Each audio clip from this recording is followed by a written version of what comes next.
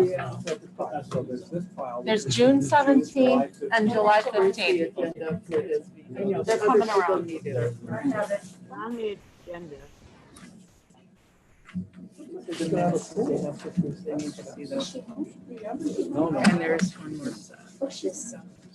Okay, we're going to call to order this special meeting of the Board of Education at 6:02 p.m. Roll call. Ellen, would you mind doing roll call? Sure. Ms. I know it's Capabianco good. Start with the same. here. Mr. Corey. Here. Mr. Euclid. Here. Ms. Papiano here. Ms. Honan here. Mr. Kisco. Here. Mr. Manicchia. Here. Ms. Richardson. Here. Ms. Spino. Not here. Ms. Toder. Here. Mayor Carbone. Yeah. Mr. Aram. Yeah. Mr. Barlow. Not here. Ms. Ferguson. Here. Ms. Harold. Here. Ms. Komazuski. Ms. No. Babowski. Here. Ms. Schulte. Ms. Schulte is Here. Oh, here she is. I'm here. Okay. I'm good now. Thank you. Thank you. Okay. Entertain a motion to approve the agenda. If you can just state your name before the motion and second. So moved, Ellen. Second, John. Okay, all those in favor? Aye. Aye, unanimous.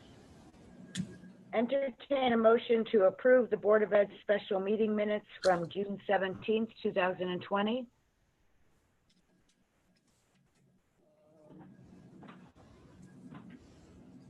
So moved, Ellen. Second, Gary. All those in favor? Aye. Entertain a motion to approve the Board of Ed special meeting minutes of July 15th, 2020. So moved. So moved, Gary. Second. Second, Armin. All those in favor? All those in favor? I said aye. Thank you. School community service, public participation. The board invites members of the community to speak on topics to be addressed in the agenda or other topics of interest. Individuals wishing to make comments were able to either email or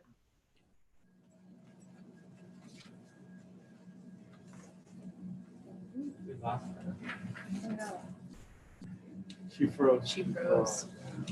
She on that? No. Yeah.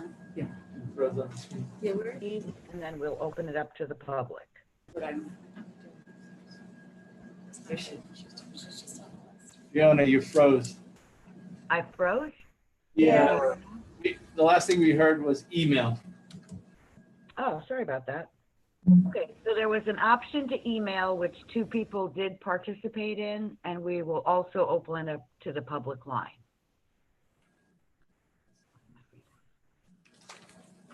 Did you hear that? Yes. Yes. Okay. So the first email is from Angelo Alduini. As a parent and an educator, I know the importance of having my son return to 5th grade at Forbes School. Recently, parents were asked to complete a survey indicating whether their child would be returning to the school environment. My son's safety and well-being are my top priorities. With the information given to us in the reopening plan, which is quite comprehensive, there are many unanswered questions. Therefore, I cannot make a decision about sending my son back to school. The classrooms are small at Forbes School. How will social distancing work in a classroom of 20+ students? How many students will be in each classroom? The classrooms at the pre-K are currently occupying on the 1st floor are the largest and have restrooms in them. It would make sense to utilize those classrooms for 4th and 5th graders where the cohort can stay together all day without leaving the room. Pre-K would have to be relocated to another building. Since Forbes does not have air conditioning, how will we expect our kids to wear face masks in those conditions? How will air movement be addressed? When I asked the superintendent, she referred me to the reopening plan. I have read the reopening plan, and it does state that students will be dismissed when it's too hot, but it does not address the everyday concern about creating more airflow within the building. What is going to be done about this? Will everyone, students and adults, teachers, paras, office staff, cafeteria workers, custodians, get their temperature taken before getting on the bus and/or before entering the school building every day? Will students be asked daily about how they are feeling and asked if they were given medications in the morning before being sent to school? Will students be asked if anyone they live with is sick or not feeling well? How will common areas like restrooms, special areas like music, library be sanitized after multiple uses each time per day? How will you track who was in the restroom while my son was in there in case contact tracing needs to happen? And if students are taught outside, how will I be reassured that the tables or areas are sanitized after every use? It would help if these questions could be answered so I can make a decision as far as where the safest place will be for my son to learn. Thank you.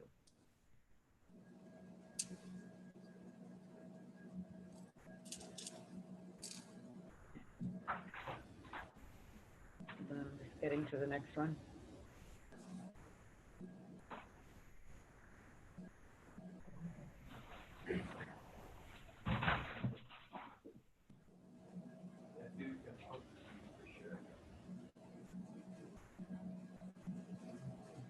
I'm sorry, I'm almost there.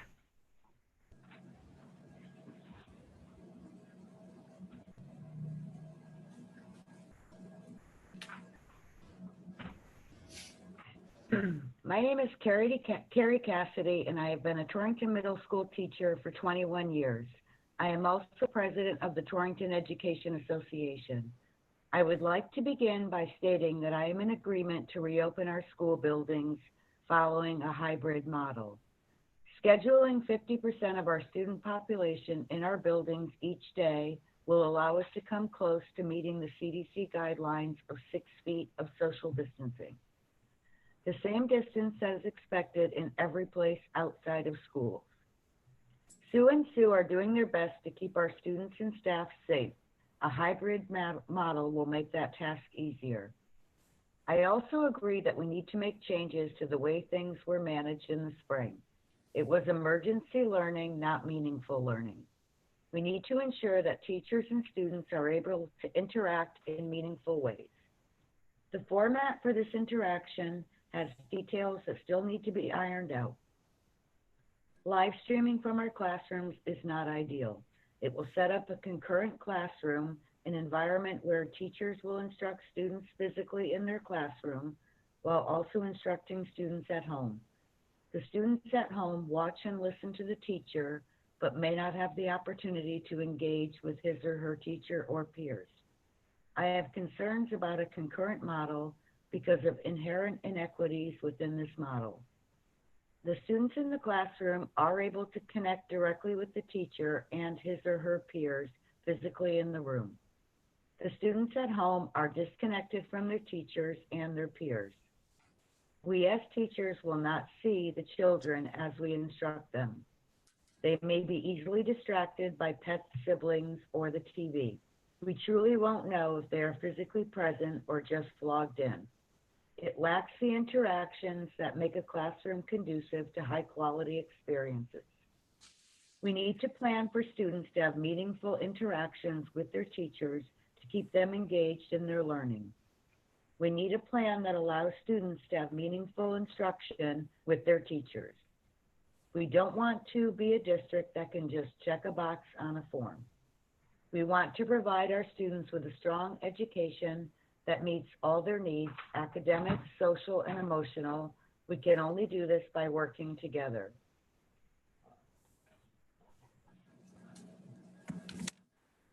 One more.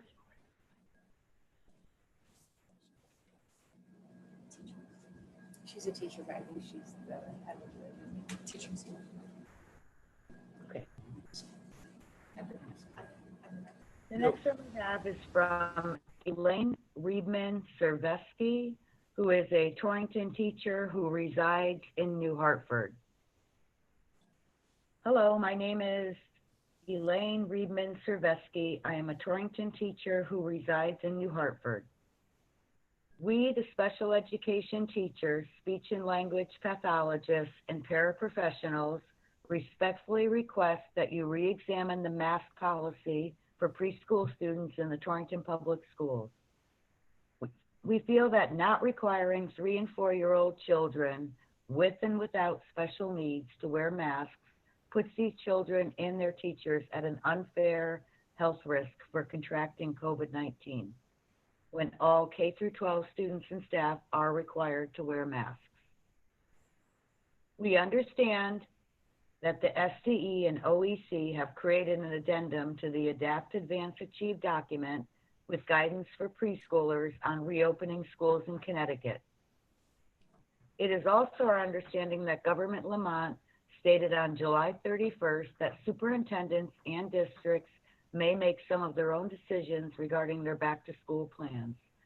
It is our understanding that towns such as Bristol, Winchester, Thomaston, Plymouth, Madison are choosing to make masks mandatory for preschoolers with some exceptions in regards to the specific disability of the child.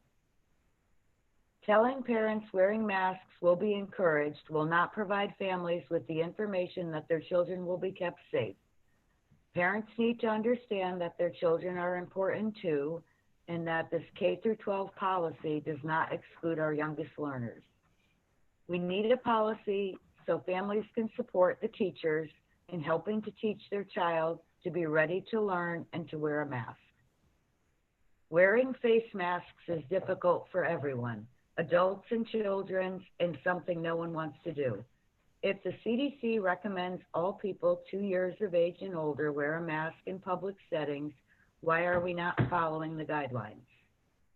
Young children with and without special needs have the most difficult time learning and remembering to cover their mouths when they cough and sneeze or wipe their noses. Some of our students are not toilet trained, therefore our staff cannot remain socially distanced when changing diapers. Some need help with washing their hands, zippering their coats, trying their shoes, and learning how to complete basic tasks, none of which can be done 6 feet apart from an adult. Students who will be in their cohorts during the day should be wearing masks when sitting less than 1 foot away from each other on the bus with students from 5 other preschool classrooms and possibly an adult from one of those classrooms serving as a bus guide. It won't be easy to have 3- and 4-year-olds keep a mask on. There are many challenges for preschoolers with special needs that trust us to do every day. Our teams work tirelessly to teach our students to follow rules and routines, to cover their coughs, to wash their hands properly, put on their coats, and so much more. Teaching them to wear their masks will be an additional essential task that we have prepared to do. Teachers are superheroes. We take on this challenge to keep our children and teachers safe. We respectfully request that a change be made and that parents are updated of the new policy for the Torrington Public Schools to now include that masks are required for pre-K to 12 students. Thank you for all you do for the children and staff in Torrington. Okay, at this point, we're going to open it up to the public comment line. If anyone from the public would like to address the board. Yeah, I have a question. Well, it would be a public comment section. Would you like to make a comment? Thank you. Do I get a utensil? Use your fingers.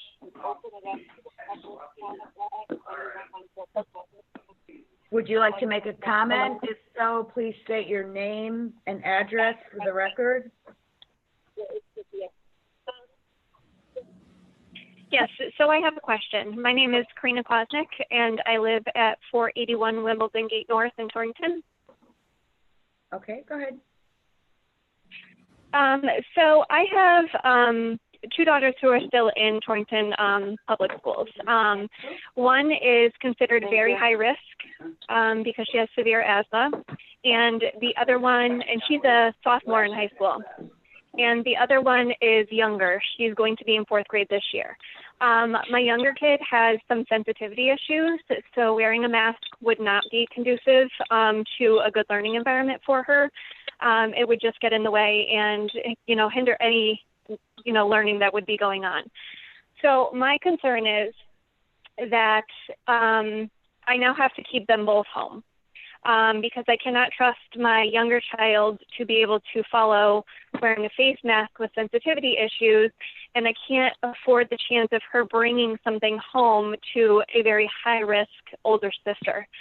So we are going with the visual distance learning, but my question is, what happens if we decide to make a change? What happens if the cases go down or there's a vaccine available and we feel comfortable enough to enroll our kids? Okay, thank you. Hopefully we'll be able to address that during the meeting. Is there anyone else from the public that wishes to make a comment? Or Yes. address the board? Yes. Can you hear me? Yes, go ahead. Just state your name and address prior to your comment.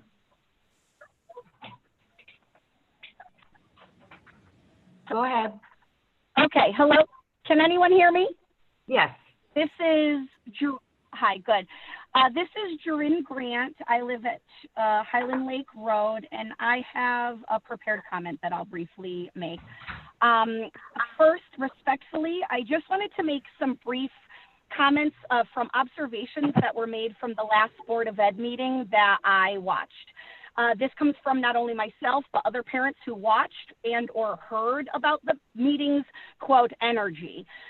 Everyone agreed that our representative, Nikki Fapiano, did an outstanding job of showing her passionate, what was called her parent hat, despite being kind of mocked or dismissed and eventually being shut down by the meeting's protocol.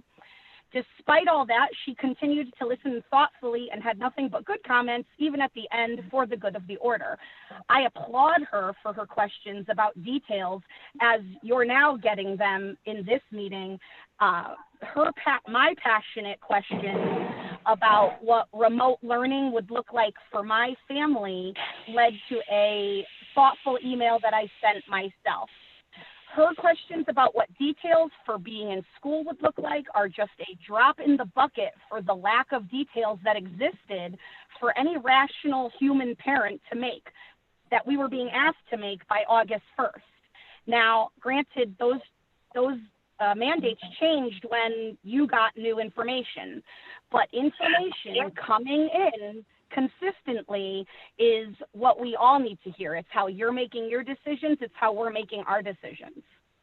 Personally, the lack of details on what a remote learning plan would look like based on the comment, it follows the school day, are alarming. It seems that the current model is made to put out small fires as they come in from concerned parents.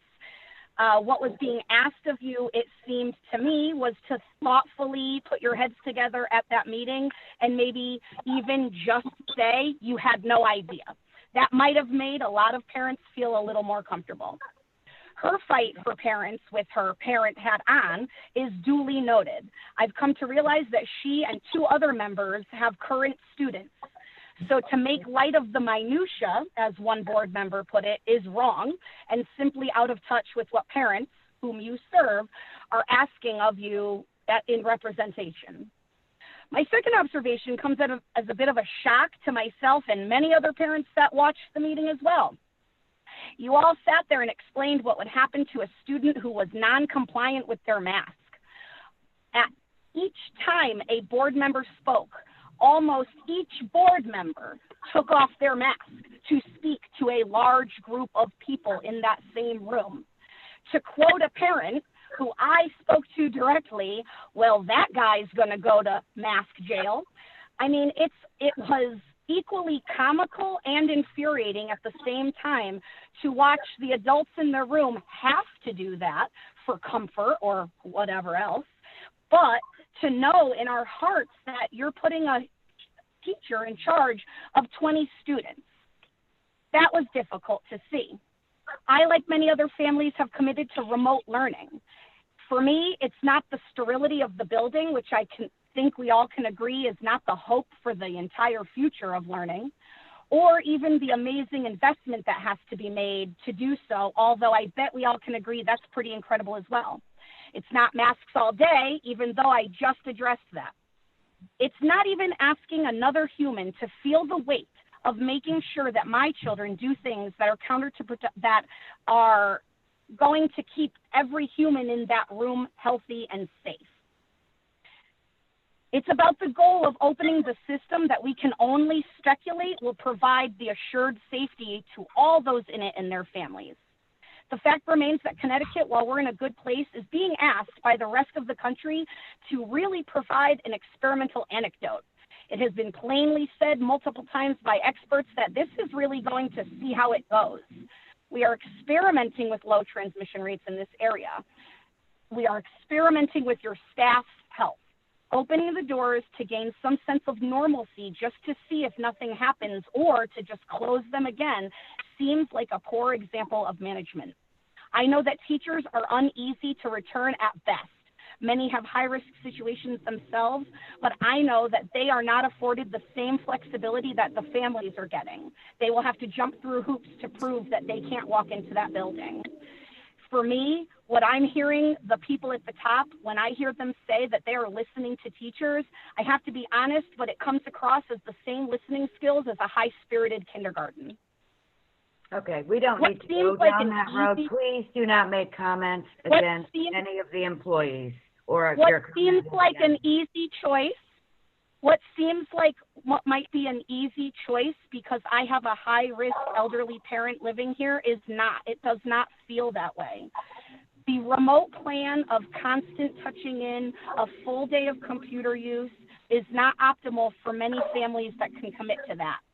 I feel that support in the learning plan, touching base, possibly even running with a half-day program would afford a valuable education for these families without forcing what feels like a square peg in a round hole. The community, the school system can come up with a thoughtful, progressive plan that other communities might even covet. Please reconsider this idea that screams, we are just occupying the children for the day. We have an incredible opportunity to do something so good and so different. Please consider that model on a whole. I applaud the incredible task that you have all chosen to take on, working with what we've all been handed. I cannot imagine the work at all. I cannot say I have ever felt the weight of making plans that impact so many people's lives in so many different ways and even life-changing ways. Please reconsider some of the nuances and provide some of the detail that was being asked of you at the last meeting and that has been asked from then until now through your distance learning facts page. Thank you. Thank you. Would anyone else on the public comment line wish to address you? Yeah. Yes, go ahead. Please state your name and address for the record. Good evening. It's Jason Lafreniere, special education teacher at Torrington Middle School. Thank you all for everything that you've endured the past few months as you try to prepare for the 2021 school year. I'm confident that whatever decision the Board of Ed administration makes about schooling for the upcoming school year will have everyone's best interest at heart to the best of the district's capabilities. Whatever decision is made, there will be those who will be in favor and those who will be against, regardless of the decision. Families must realize that whatever decision they make for their child is the right decision. There are pros and cons to in-person learning during this pandemic, and there are pros and cons to remote learning during this pandemic as well. Families must do what is right for them. Just as the upcoming school year is stressful for families, it is equally stressful for staff. One of the biggest factors for both are the unknowns. I'm hoping that with tonight's discussion, more specific details will be provided that will clear up some of the unknowns that have been asked about in the past. Will students who attend in person have the full attention of the in-person teacher, or will that in-person teacher also be responsible for remote learners? Will special education teachers' caseloads consist of just in-person students or both in-person and remote learning students? Will the monitoring of those students be like what occurred during the closure at the end of last school year? As others have stated, there are things that just cannot be decided or planned for. However, there are situations that can have clear strategies and practices, and some of those situations are missing specific details. I look forward to a unique school year with many ups and downs, many challenges, many learning opportunities, unfortunately, many disappointments, and hopefully many successes. Thank you all for your time, energy, and consideration. Thank you. Is there anyone else on the public comment line that wishes to address the board? Okay. Thank you. Update on CIAC guidelines. Holly, could you switch it just back over to the boardroom? Do that. There you go. Thank you. Can't see anyone. Okay. So as all of you saw, the CIAC put out their guidelines last week, which were surprising to not only us, but many of the districts across the state. We are waiting for some additional information relative to what they're considering to be regional play.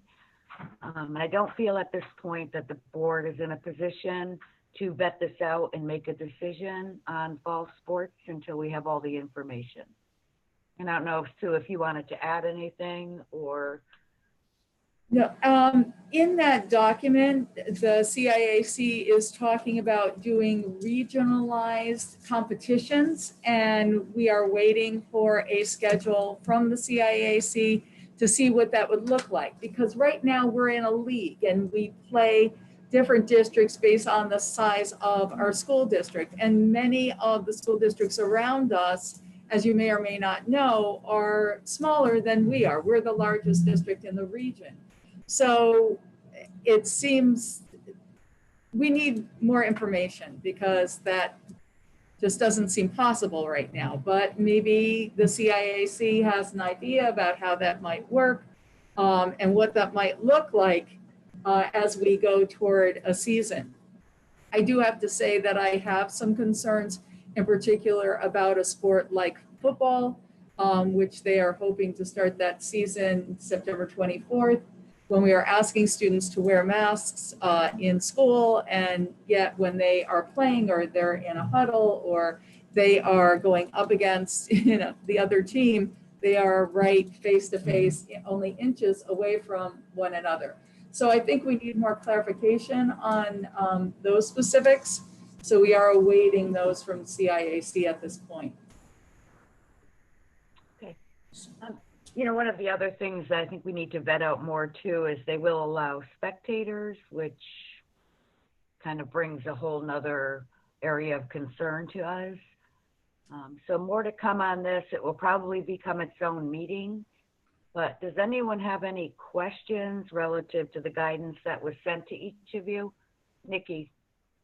I noticed in the document it said that students can start practicing as of August 3rd. Has any of the? Yeah. So what we've done is we have had conditioning going on during the summer, July into August. And when we began that, it was for girls soccer, boys soccer, football, and boys basketball. And it was in cohorts of 10 and very strict rules. Students had to self-assess before they even got to the field.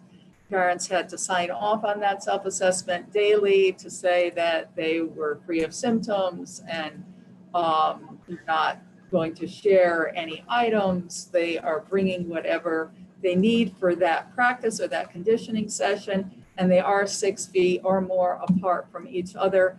All conditioning is happening outside. They're not using locker rooms. It's a very short duration, and it's very, very structured by the coaches. I don't know, Rob. It's gone very well. I yeah. see the kids, believe it or not, they get there very early, and I see them come out. I've seen them on the field. They are following all expectations and doing a really nice job, and the coaches are doing a really nice job. The kids, I think they're enjoying it as much as they can. It's not normal, but they get a workout in. It's just interesting with such different roles, even with like Little League and, I know. just They're all being managed differently, which is interesting. Yeah. Right. Now, this was following the guidelines Yeah. from CIAC and everybody, it's optional, it's not mandatory. But if our students were ever to play, we wanted to make sure that we prevented injuries, that they were conditioned. And as Robin said, just the physical benefits of getting out there and being healthy, working your body, it's a good outlet for our kids. Any other questions? It's not by me. Sorry, it's for me, Fiona, it's Gary. Oh, go ahead, Gary. My mask on first.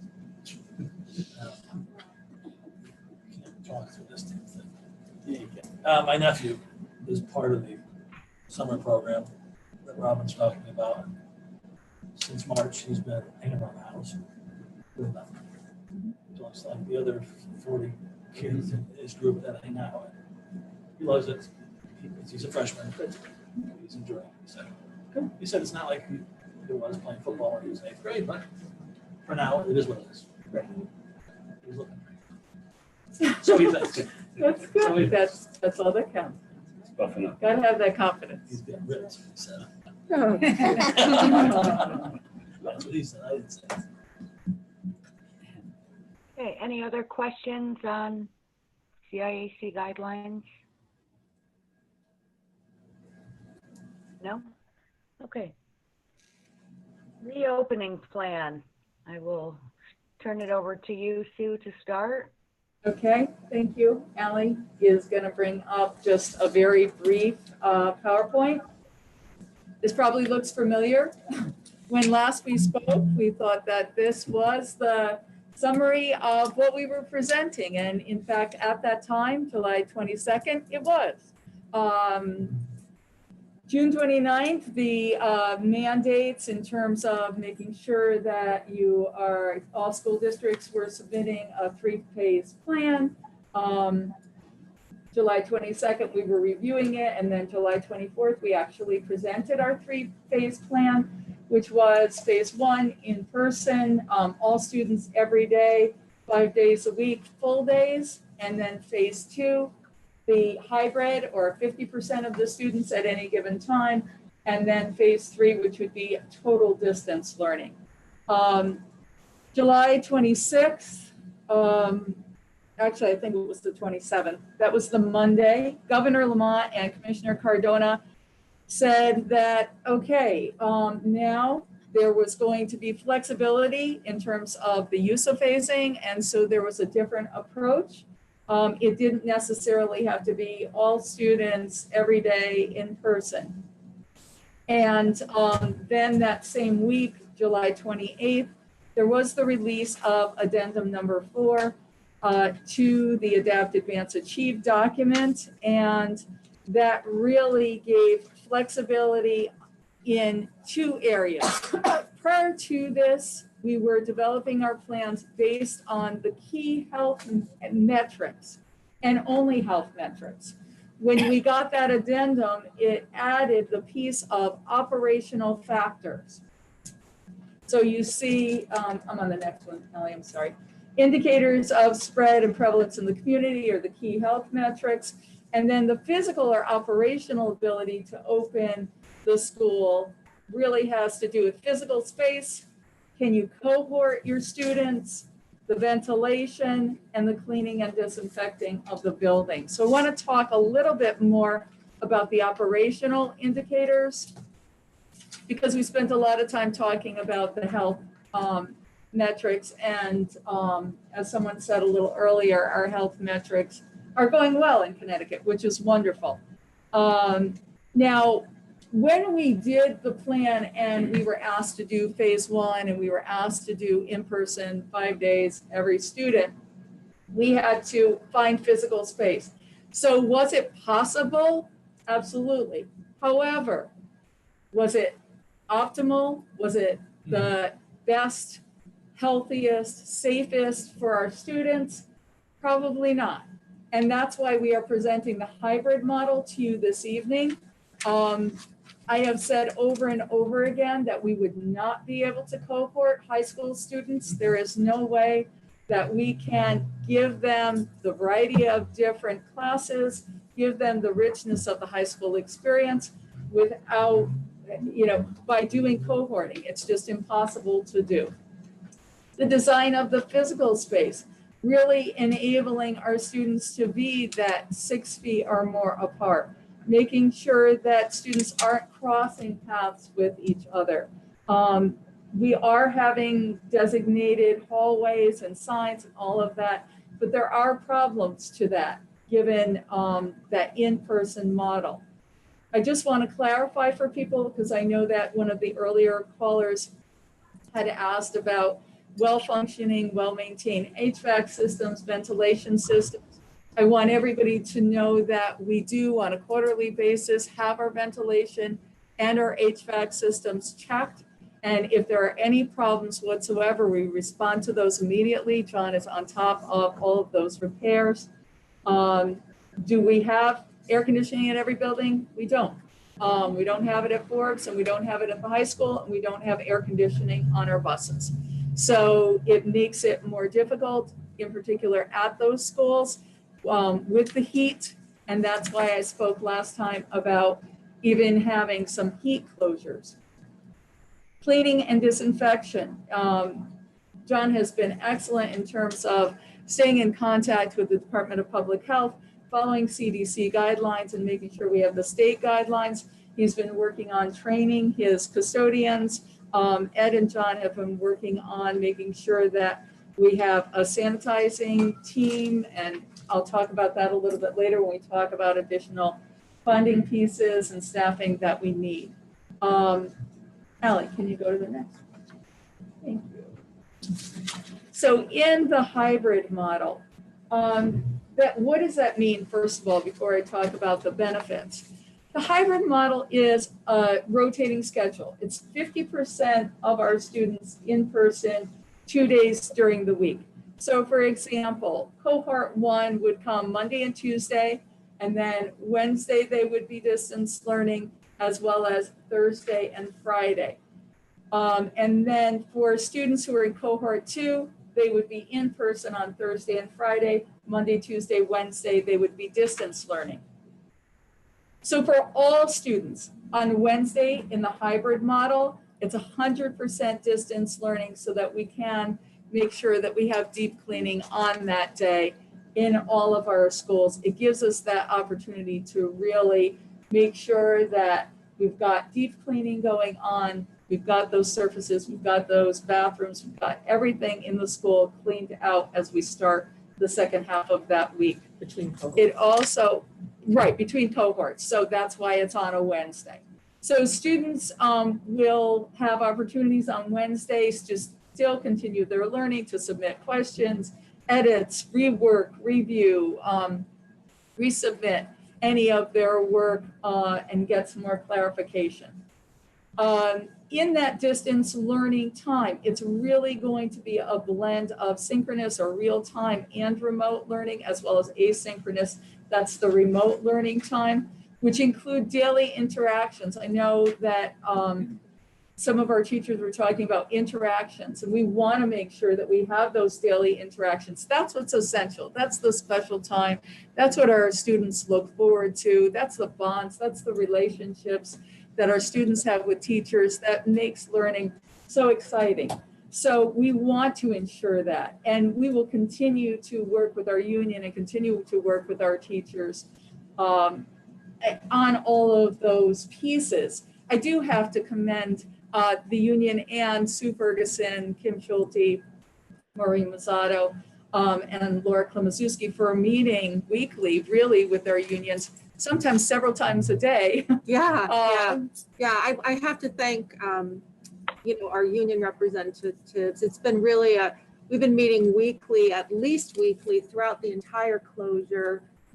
Just support one another and to try to iron out some of the kinks in this experience and iron out some of the challenges. And we've been meeting pretty routinely throughout the past several weeks to try to, partner, link arms and work together to figure out what we can do to best support our kids and our staff throughout the reopening. And I want to thank Carrie in particular for her comments tonight. We still have some concerns about how to really do the best we can with the remote virtual piece of this, but I'm pretty confident, and I know she shares my confidence, that together we're going to be able to make it work. We're going to work it out.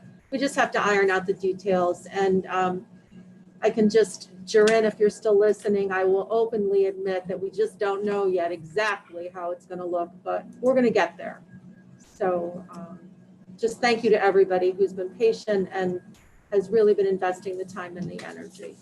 Yeah, so as we, just one other element there, just small group work, developmentally appropriate independent work. And so when we talk about what does that school day look like, it's going to be a flow of that whole group lesson and then independent work, small group work as appropriate. And so hopefully we want to get to, like Sue was just saying, that flow where it just happens automatically, but it will take us a little bit of time, just like with anything that is new.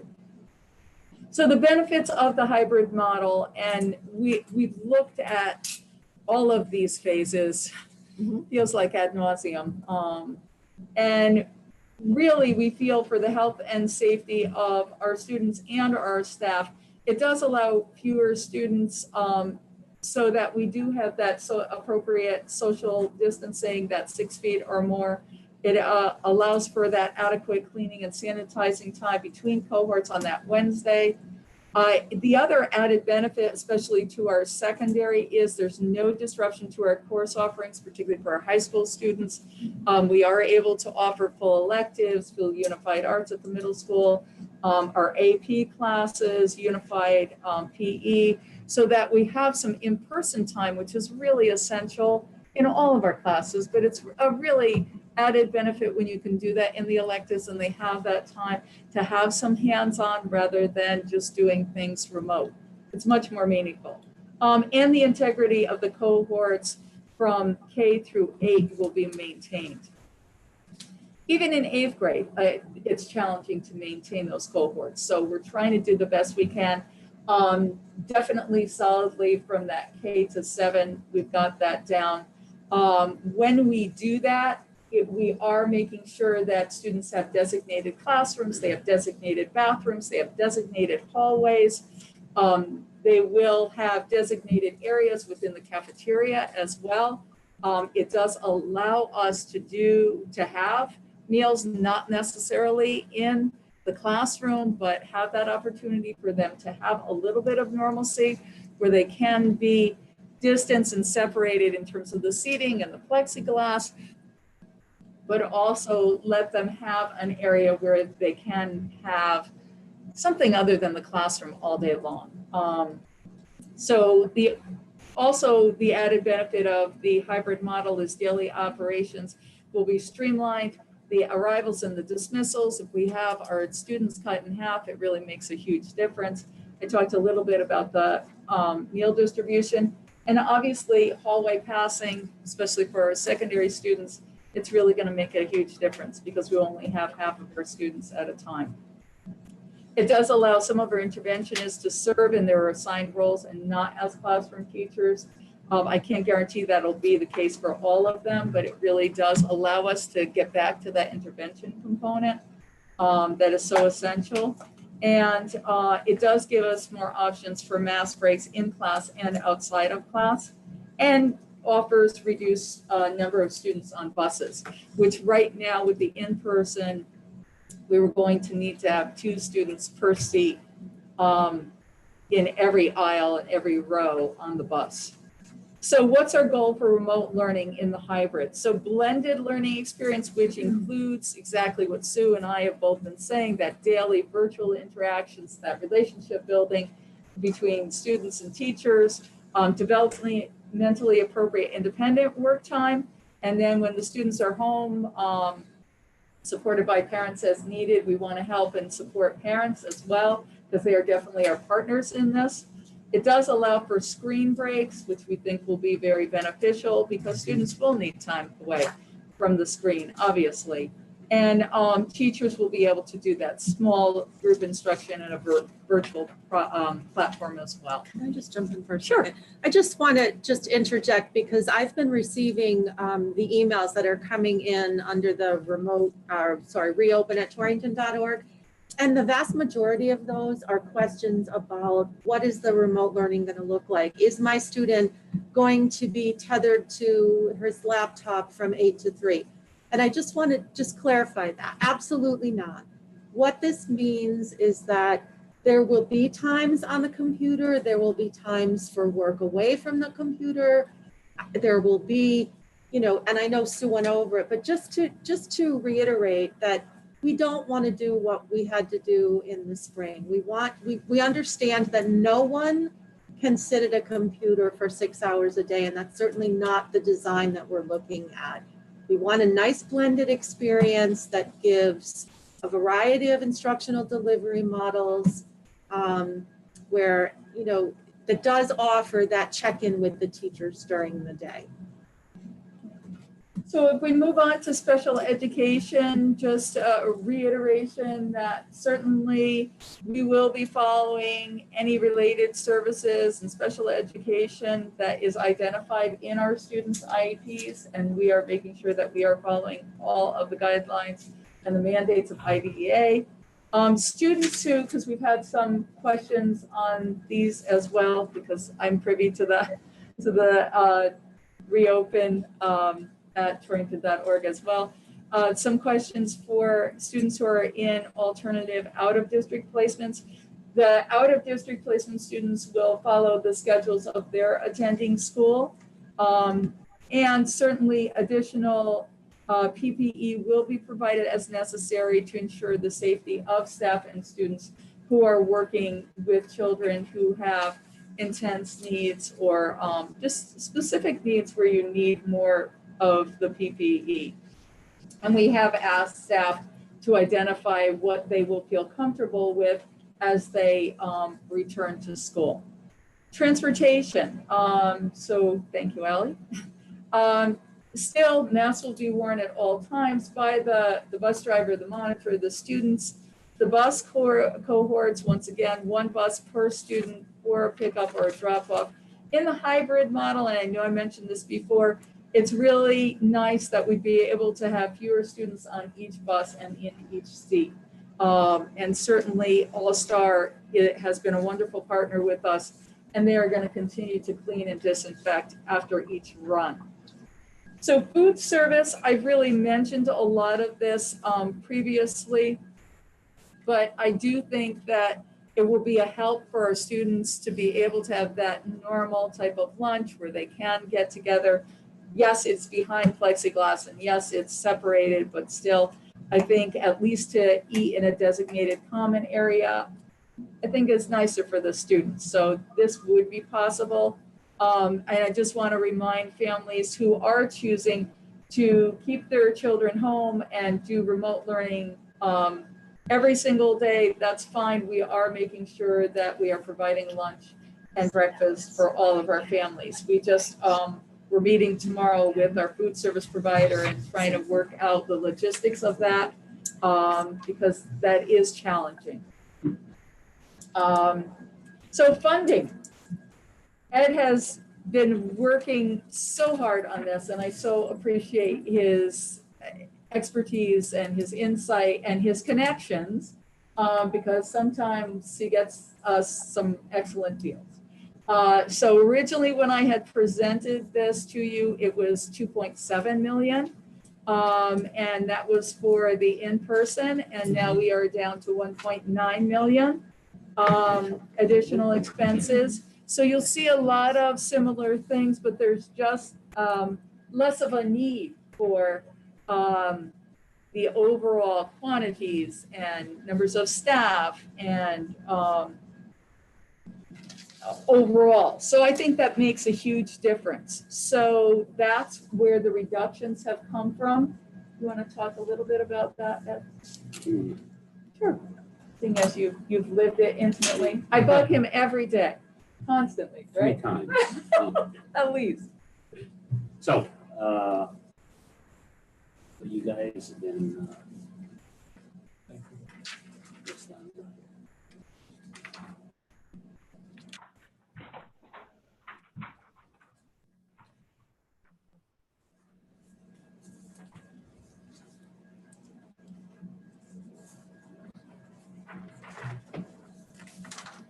soon. Just going down the list, the first one, the bus monitors, this reduction because it's only 177 days. We still have 2 hours a day for each bus. We want to see what happens the first 2 weeks.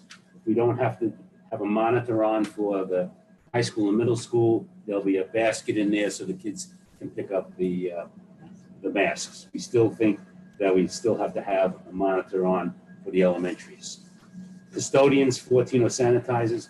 I contacted 4 companies to come in and talk about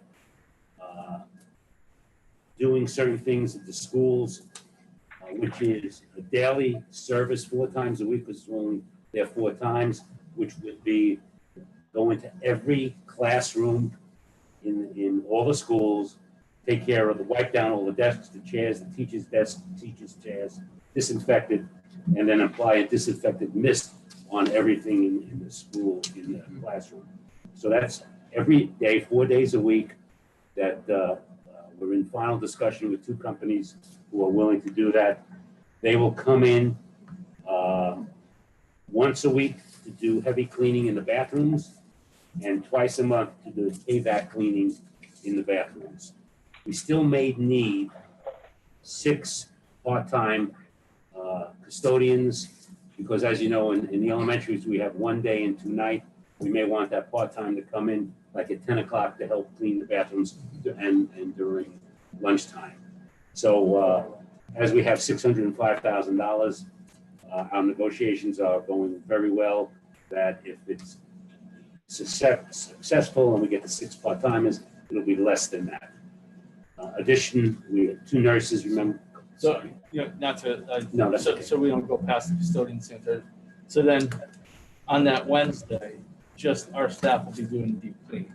Correct. Okay. All right. Just wanna make sure I'm following. And both the firms are doing it at different schools, different Right. areas, so we feel confident and they're very professional in what they're doing. So the next one is 2 nurses. We want to have 2 nurses in each building, again, because of the one isolation if the child gets sick, and the other area if the child's not wearing a mask. Then you see the supplies. There's a couple of columns there. If you look at it, what's been ordered, what's the numbers that we need. Next column is the total if we order everything. The last column, PO and the $sign, is what we have ordered or paid for as of now. So we are in $190,960 that we are paid for, or purchase orders are outstanding there.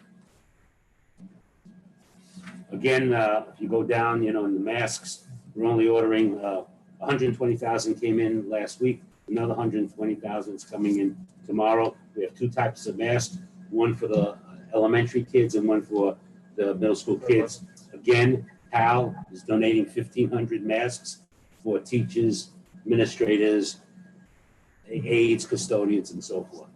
We need the N95 masks for special ed and certain other items. The clear masks we have.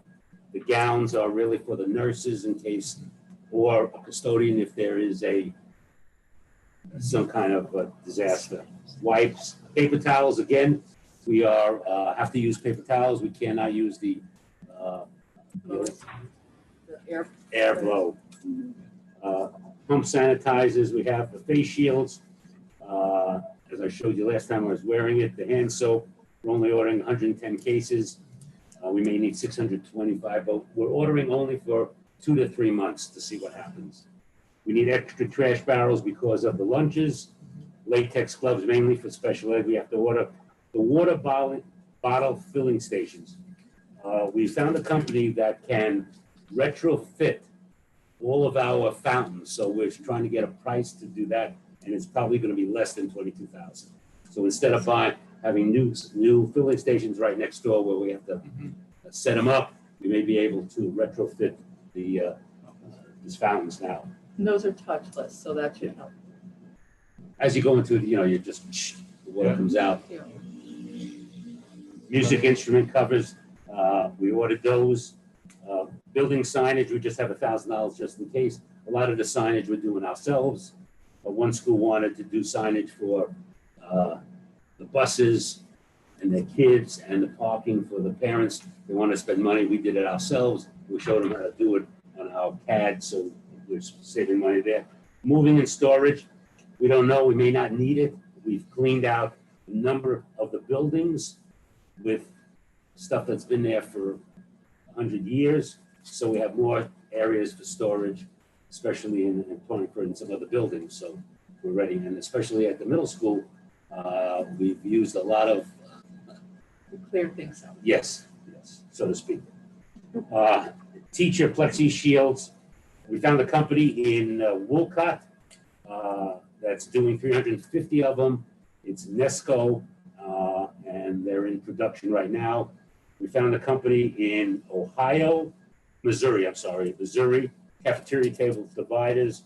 We ordered those for the middle school, the high school, and now with the going the other way, those are 72 inches, go on the top of the table, so kids cannot, they can see each other, but so with the hybrid, we have to get 80 more different ones for the elementary, some around, so they're designing it right now. They have to send me the design to do the 4 quarters, so 4 people can sit at a desk.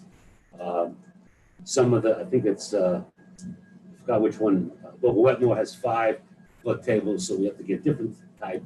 So they have to send me the construction documents so I can see if we're okay. Now the additional staff, we had more additional staff, but maybe you want to. Yeah, so. 2 teachers and 6 tech.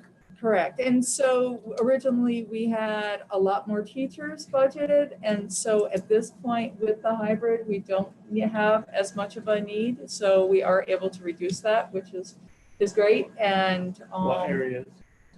just overall, mostly secondary, mostly high school. We would just need more because it would be impossible to maintain. And so that was helpful. And then we did actually increase the text because we are asking a lot of our teachers in terms of the new technology and really being aware of just a lot to learn. And so we want to make sure that we're being very supportive of our teachers, of all of our staff as they're going through this learning curve, and that they have all the supports that they need at each of their sites. And as they're going through, and if they have a question on the fly, somebody can be there and ready and help to support them through this process. Same thing with the plexiglass. I just want to go back to the teacher's plexiglass shield. That's enough for every single teacher so that they do feel comfortable. And in addition, and you see that in the numbers up above, teachers are able to ask for what they want. So if they want a mask and they want a face shield and they want the plexiglass, they can have all of them, whatever they feel the most comfortable with. So we're making sure that that's provided to them. Then you go to supplemental sped. We really don't know what this will entail yet. So we put a factor in there. And the last is technology, some of the things that we have to order for technology. Total comes at 1.9 million. We've already spent or PO'd out $190,000. Just an additional note, so we do have temporary contracts for the nurses because it's not necessarily needed after this period of time. So we're using Delta T, probably sounds like a familiar name, just so that we're not having staff that we may not necessarily need next year.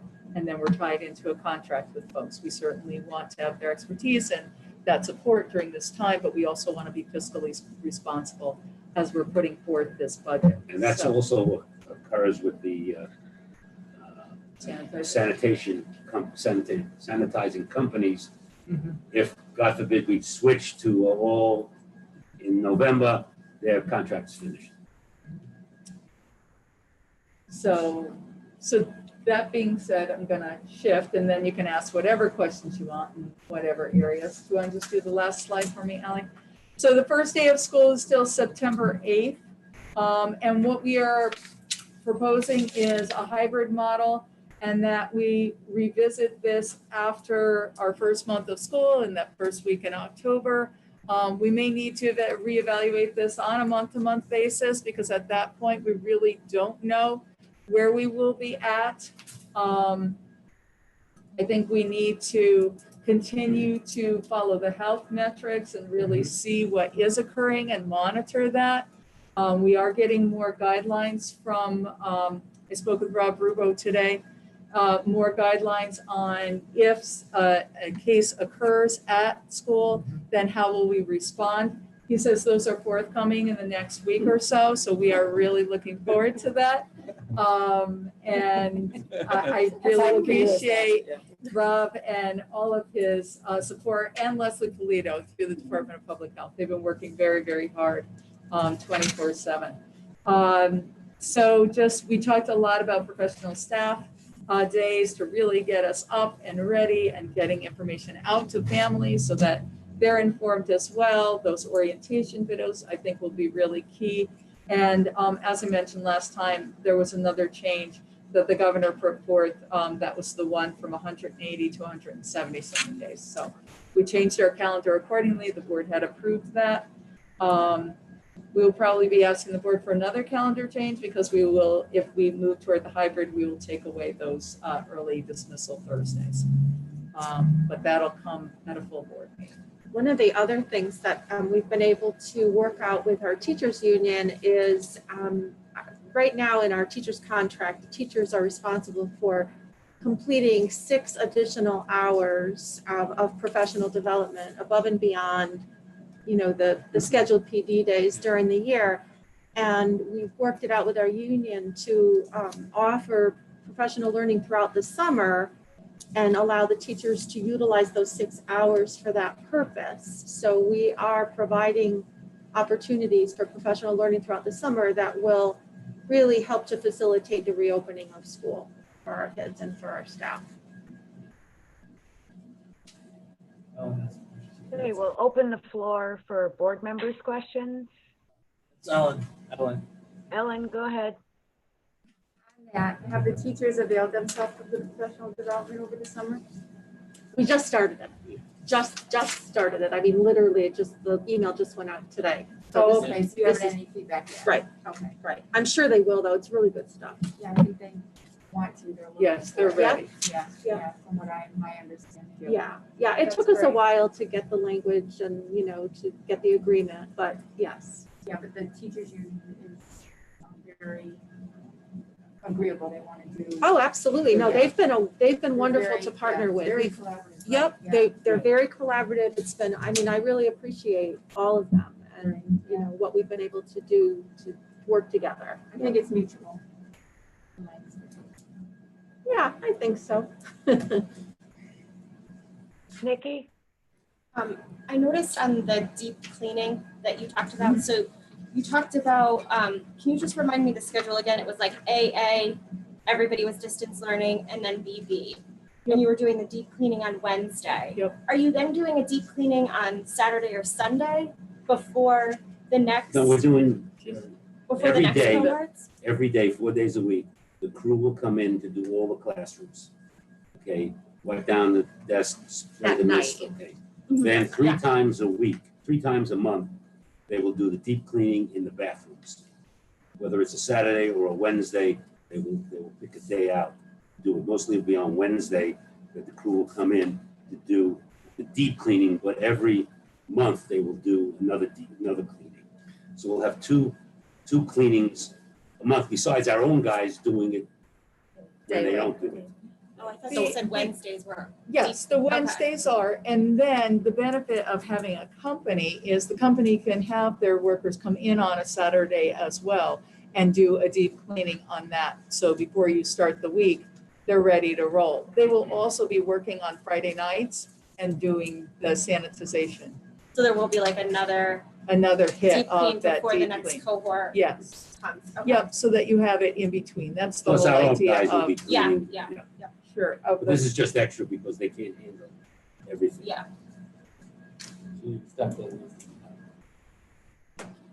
Fiona, Go ahead, Gary. prefacing this, it's gonna be more than a question. It's gonna be partly my discussing or questioning how we got here, because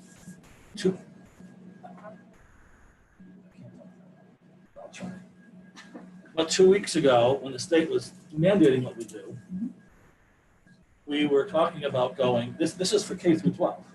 Yes. Yeah, I thought the discussion was, you had said you didn't commit to high school, but we had the ability to do it K through 8. I got no sense whatsoever that hybrid or all in, which at this point in Torrington in Connecticut, the metrics says in. We have no case in Torrington, and you can tell me if I'm wrong. We have the 7-day average isn't even close to 10. We have had the numbers, the data in Torrington and in Connecticut doesn't meet the state's metrics. And yet we decide to go with what seems to be the Connecticut Education Reopening Survey. I suggest everybody take a look at it. I'm disgusted that we're going K through 12. I think that we've caved to the unions, and I love the teachers. But if you read the survey, if anybody will, it seems like everything we've done here goes against, and we checked with the American Association of Pediatrics on their opening suggestions. Yes, I'm asking you that.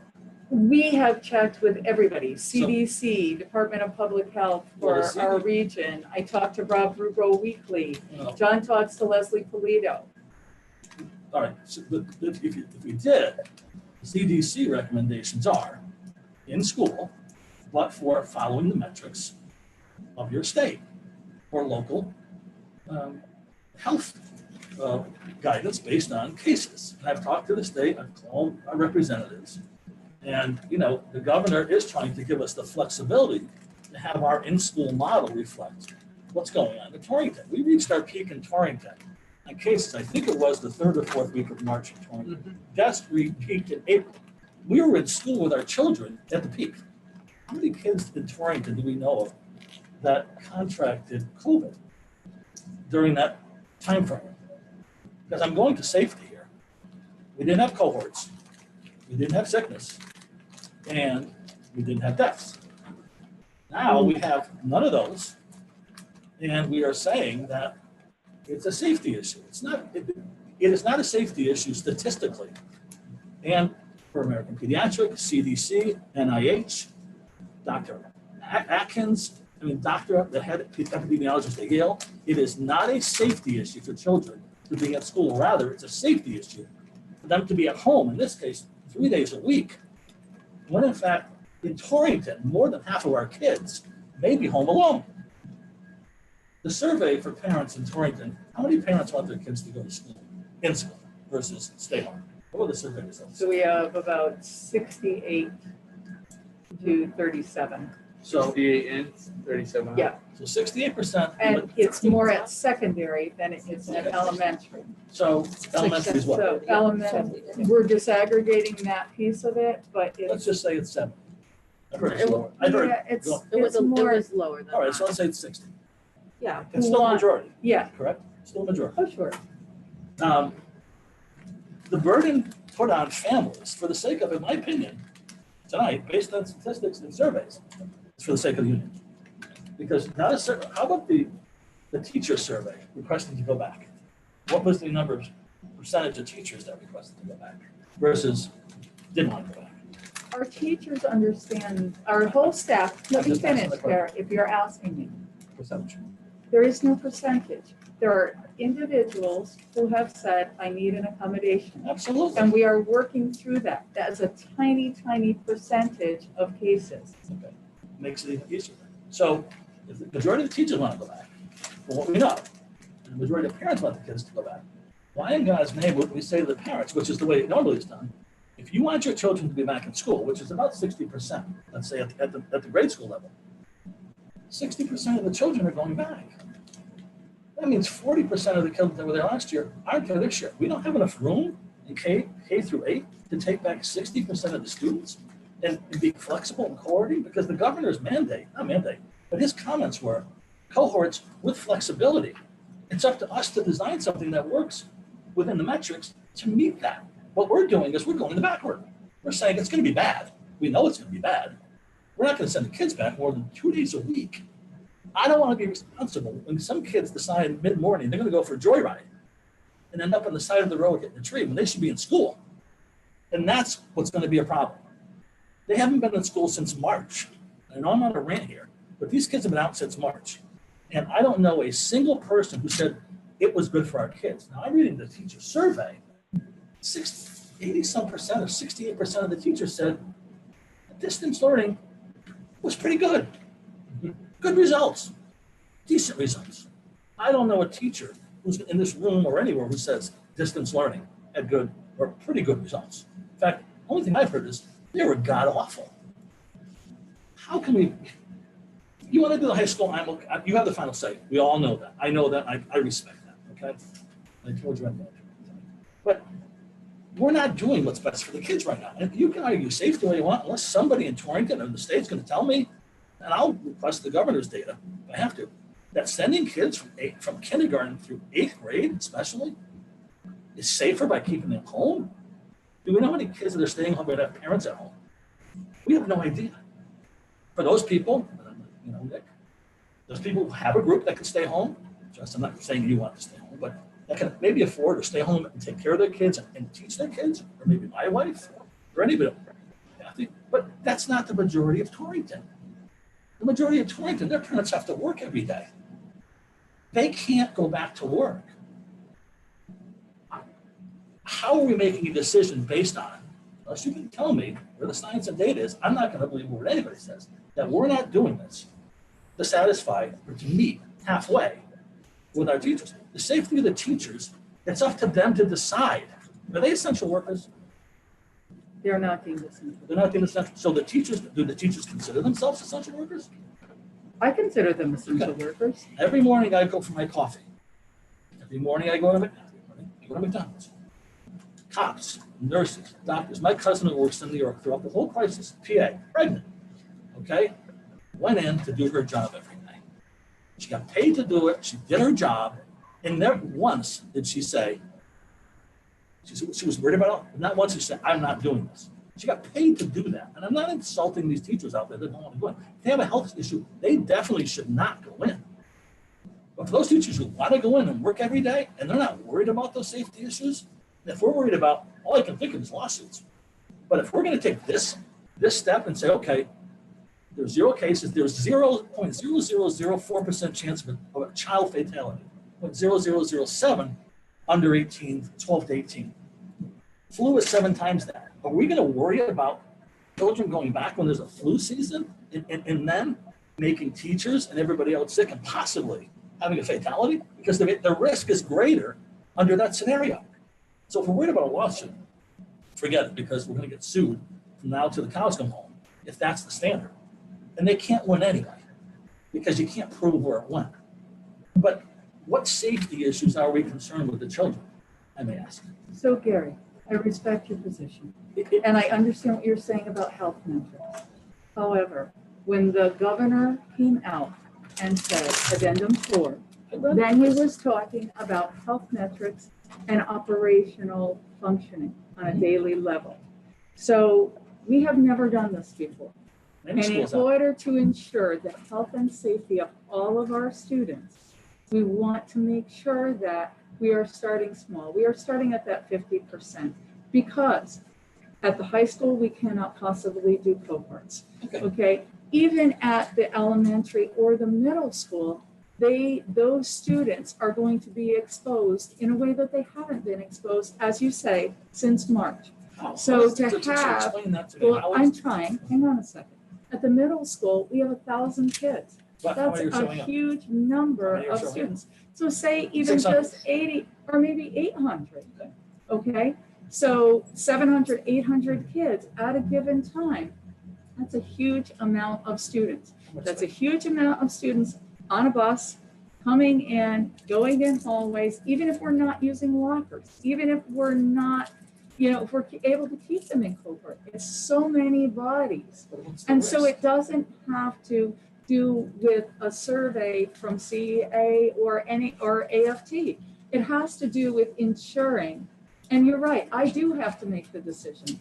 And I want to make sure that I am making the decision to keep my children and my staff safe when they are in our buildings. And I really believe that the hybrid is the best way to do that because it allows us to start small and to see if the infection rate where there is a surge because it becomes a health risk having that many bodies and that many students in a specific area at a time.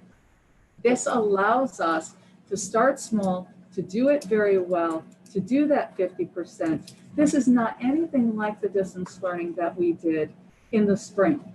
This is interactive, this is common assured experience, and then making sure that we are in a structured school day where it is scheduled.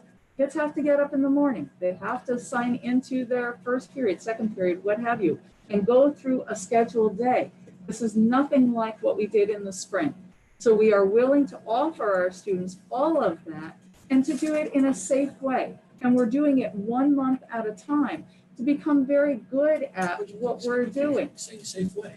How can nobody will claim, not a single expert nationwide, other than politicians, both sides, will say keeping kids home is safer than being in school. From suicide to child rape to drug addiction to, you name it. Getting to school eliminates most of those problems, which are prevalent with children. That is the biggest risk to a child, not whether or not they're walking around school, because they're not, the fatality rate nationwide, you can't ignore what the actual facts are, is 0.0, if you go up to eight, high school, 0.007%. So we're talking about safety here, not of the children. And what you're saying is we think they're safer at home, when every expert that I know of, unless you could tell me another expert there is, including the state, says they're safer in school. And so if we're going to ignore that argument and that safety issue, then we're not doing it for the sake of the children. We're doing it to make it easier. I'm not saying you're doing it for that reason, but God, we're 180 degrees from where we were 2 weeks ago. When I thought it was everybody, then I heard it might not be high school.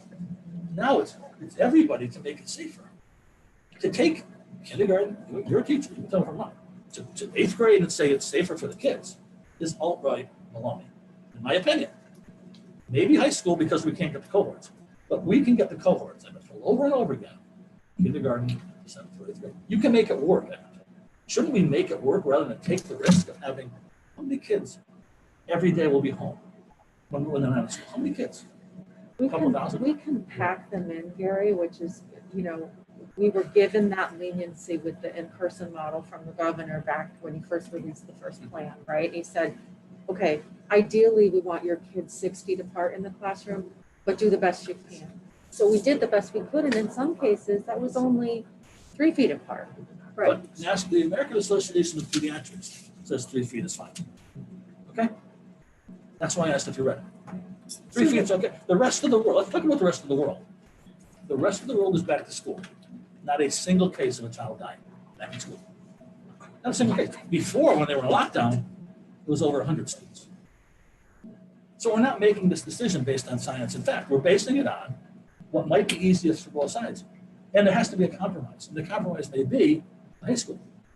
But kindergarten through 8th grade, if 60% are showing up, you have a hell of a lot of school space to do it. And you know what? If it costs more money, then I say we go to the Board of Finance for that $1 million. Because if we're gonna balance the budget, and I know we haven't talked about dollars, but I'm sure that's in the back of everybody's mind, we have to go for the money first. If we don't get the money, then we don't have a choice. But I would, as a superintendent, never make a decision on the health and safety of our children based on the amount of money that it would cost. But I know. And so I'm bringing this forward today, not because of the financial ramifications. You did say that, and I believe it. But in the back of all this, because money is important, there are certain forces that bring that to bear in some ways. But if it's not money at all, then as a board member, I'm going to go along. You have the final decision. But I think it's the wrong decision. And I think that we're not looking at the science.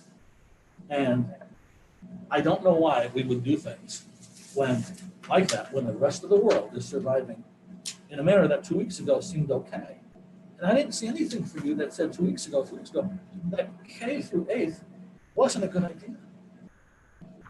And now we're at a point where it's a safety issue, and I don't understand that, but we're gonna go on the path. So when we talk about operational, could we fit all of those students in that space? Sure, but it's like Sue said, it was within 3 to 6 feet. Some places it was 6, which was But that's great, up to 3 to 6 but then feet. other, Who are we to tell it? I think we're putting our students more at risk by putting them 3 feet apart. I do. Based on what? Even when Dr. Fauci was interviewed and did his press release the other day with the governor, he said that a hybrid or an in-person are just as valid, either one, depending on, yes. But not from an education standpoint, they're not. Correct. They're not. So Hold on a minute, hold on, Gary. John has a question, and then let's try to give everybody a chance to speak, and then we'll come back around. I was pointing to Kathy, who has a very. Oh, I'm sorry, Kathy. Go ahead. What are most of the districts around us doing? Like, I know I'm hearing Sure. that there are a lot of hybrid models that are out Yeah. there. Many districts are going to hybrid. Yep. For the same reasons that you're talking about. I Right. get the medical piece, but I mean, I'm sitting here thinking about a K-3 school with 600 kids in it, Yep. or 700 kids, and them being confined in their cohort to a classroom for the entire day. I look at this and think they can go to lunch and have some bit of a normal K-3 or 4 to 5 day.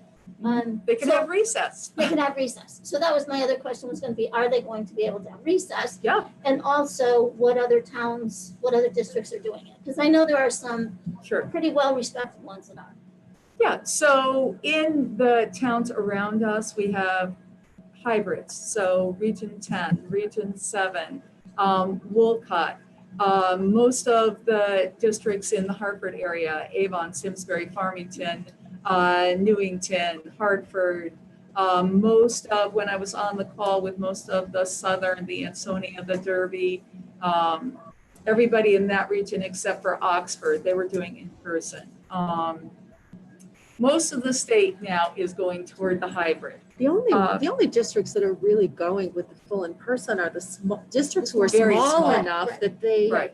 they're able to socially If you distance. have 45 kids in the school, Right. you can do it. You got space. Right. And you have space in your building to spread them out so that you have the opportunity to do that. But that has nothing to do with what takes place. Fairfield County has a rolling average greater than 10. Point of order, They Madam should Chair, be. wasn't it this Kathy's time? No, she's not. No, I just, no, she answered my questions. I mean, I was just wondering how many were. Oh, no, I don't want to go, I just Alright. want you to hijack the meeting. I'm not hijacking the meeting. I'm not going home. Okay, hold on. Point of order. Kathy, are you done with your question? Finished with my questions, thank you. Okay. John, let's give everybody a chance, and then we'll come back. John and then Jess. Okay, now, I agree in principle with Gary that we should go back, full board, everybody in. It's not going to work. The governor, no matter what he says sometimes, the rest of the time is saying, I'm not really gonna support you if you go in all the way. But he brings in Dr. Fauci on Monday, who says, oh yeah, everybody belongs back. Because Gary's right, that's what the pediatricians say. The science says. And we should that's go what the back. colleges are saying, the child experts are saying. So I understand, in principle, I understand that, but we are in a position where we really can't do it. I want to hear about the month from now reevaluation thing. What will that be?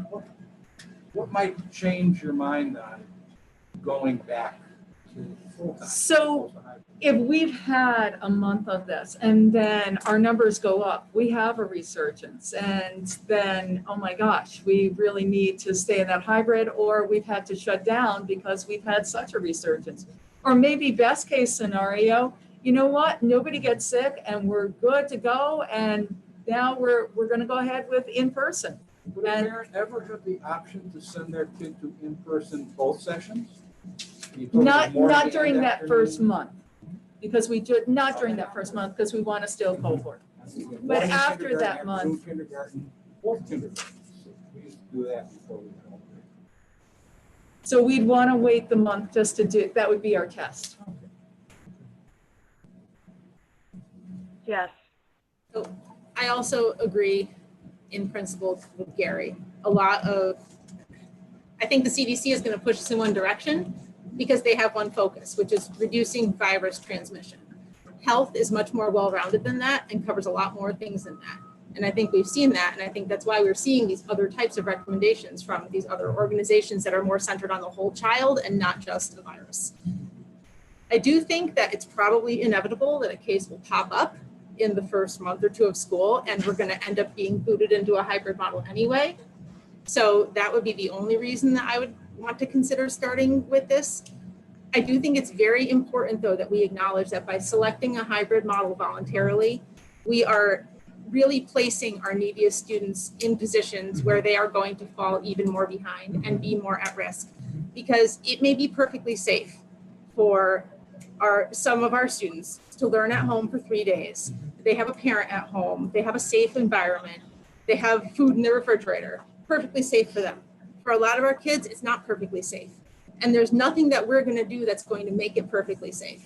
And those kids would be safer in the school building. And so it's one thing if our metrics have gone in a direction that's forcing us this way, but for us to opt to start this way, I think we're balancing the scales and somebody's losing. And I think it's really important that we acknowledge that. The second thing I want to say is that I'm still really confused, and maybe this is something that I'm not understanding, but I've heard a lot about concern with transmission to staff.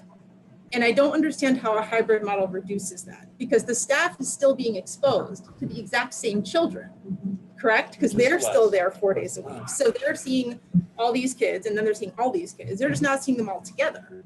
So I don't actually understand how that would be better for in a health respect for the adults in the building. So if you're going through, and then you can start that, Robin, too. It's a smaller group, so hopefully it's a smaller exposure. You're getting the cleaning done in that deep cleaning in the middle of the week, and then again on that Friday and that Saturday. So you're controlling that environment more for the staff. But you're right, they do have exposure in a way that the students wouldn't necessarily. It's still the same students. So if we're concerned about the students bringing the virus in, they can bring it on a Monday or they can bring it in on Thursday. Same week, you know? Sure. So that's where I don't feel like we're really mitigating that concern by selecting this. Yeah, I was just gonna say the spacing, it does allow for a lot more spacing between the students and the teacher. That's a safety feature. Yeah. That's probably the only. Big, Okay, Ed is next. Thank you. I just took down a couple things that I wanted to mention. So just talking about, or maybe it was somebody else, an option for certain students to be in the building for all 4 days. And I do think, to the point that just about some of our neediest students, that it would be worth considering based on a given student's needs, whether it may be beneficial for a handful of them to be in all 4 days, whether those needs are socioeconomic based on their situation at home, or they're based on their IEP. I'm not an educator and I don't want to make those decisions for you, but I think it might be worth considering doing that, because I don't think any option we have here is really a good one. I think the plan that you've laid out for us is the closest to something that I feel balances the needs of the students and families. But I think that, and the other thing I wanted to bring up was some things with staffing. So I know in this plan there are a couple more teachers being added. With teachers doing remote learning and teaching to a class, I mean, are you guys confident that that's going to work? That a teacher could teach to two different, essentially like to a computer screen and to a classroom at the same time, or would it be worth considering? Are teachers only going to be teaching remote when they're teaching remotely? How does that work? I'm a little lost. So the easy answer on the remote teachers will be teaching the remote students. So Okay. that's an easy one. And then I know Sue's been talking So we're, back so and forth I, with so there's teachers. a group of us from central office who have been partnering up with the teachers union, and we're trying to work out the kinks and the details on that right now. So just hypothetically, you've got a class of 20 kids, right? If 10 of them are in person in front of you on Monday and Tuesday, and the other 10 of them are at home on Monday and Tuesday, they're still part of that class. And what we're trying to do is design a plan that would, through some live interaction with the teacher, some pre-recorded videos from the teacher, some independent work, but some daily check-ins. We're trying to design a schedule that would set them up for a structured school day while they're at home, so that they're still part of that class, but that the teacher doesn't have that responsibility or the accountability for those kids that are not physically in the room. Okay, all right, I was a little bit lost with that. So Well, I we're not appreciate quite that. there either, honestly. I mean, Yeah, we're getting there. Okay, and just for what it's worth too, I mean, I can't speak for all of the other members of the board, but I would be completely prepared to support an increase to this 1.9 million number if it meant hiring some more teachers to make that more efficient. I mean, if we are gonna have students learning at home, I, as a member of this board, am fully prepared to support whatever money and staff that this administration needs to make that happen. Because and just to round this all out, I'm not thrilled about anything that we're doing or what's going on. And I think that's part of making these hard decisions, is that no matter what we do here, there are serious risks. I don't think Gary is wrong that there are serious risks to these kids staying at home. And I don't think that pretending that there are no public health risks by bringing them into the building is a reasonable thing to do either. So I'm pretty confident the plan you put out is the closest we're going to get. But, you know, if I'm not worried about what it costs to educate these children efficiently, and if we need more teachers, I don't know how the rest of the members of the board feel, but whatever is needed to make this work, I'm ready to do it, because I don't think this is going to work as well as we want it to, no matter what. Especially if we're looking at this monthly, right?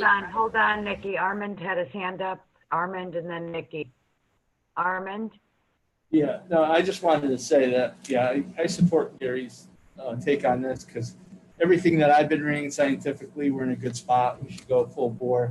Dr. Fauci even said that we're in a good spot, whether you agree with him or not. He knows more about medicine than I do, for sure. And everything I've been reading is there's been a lot of kids damaged because of being home from school.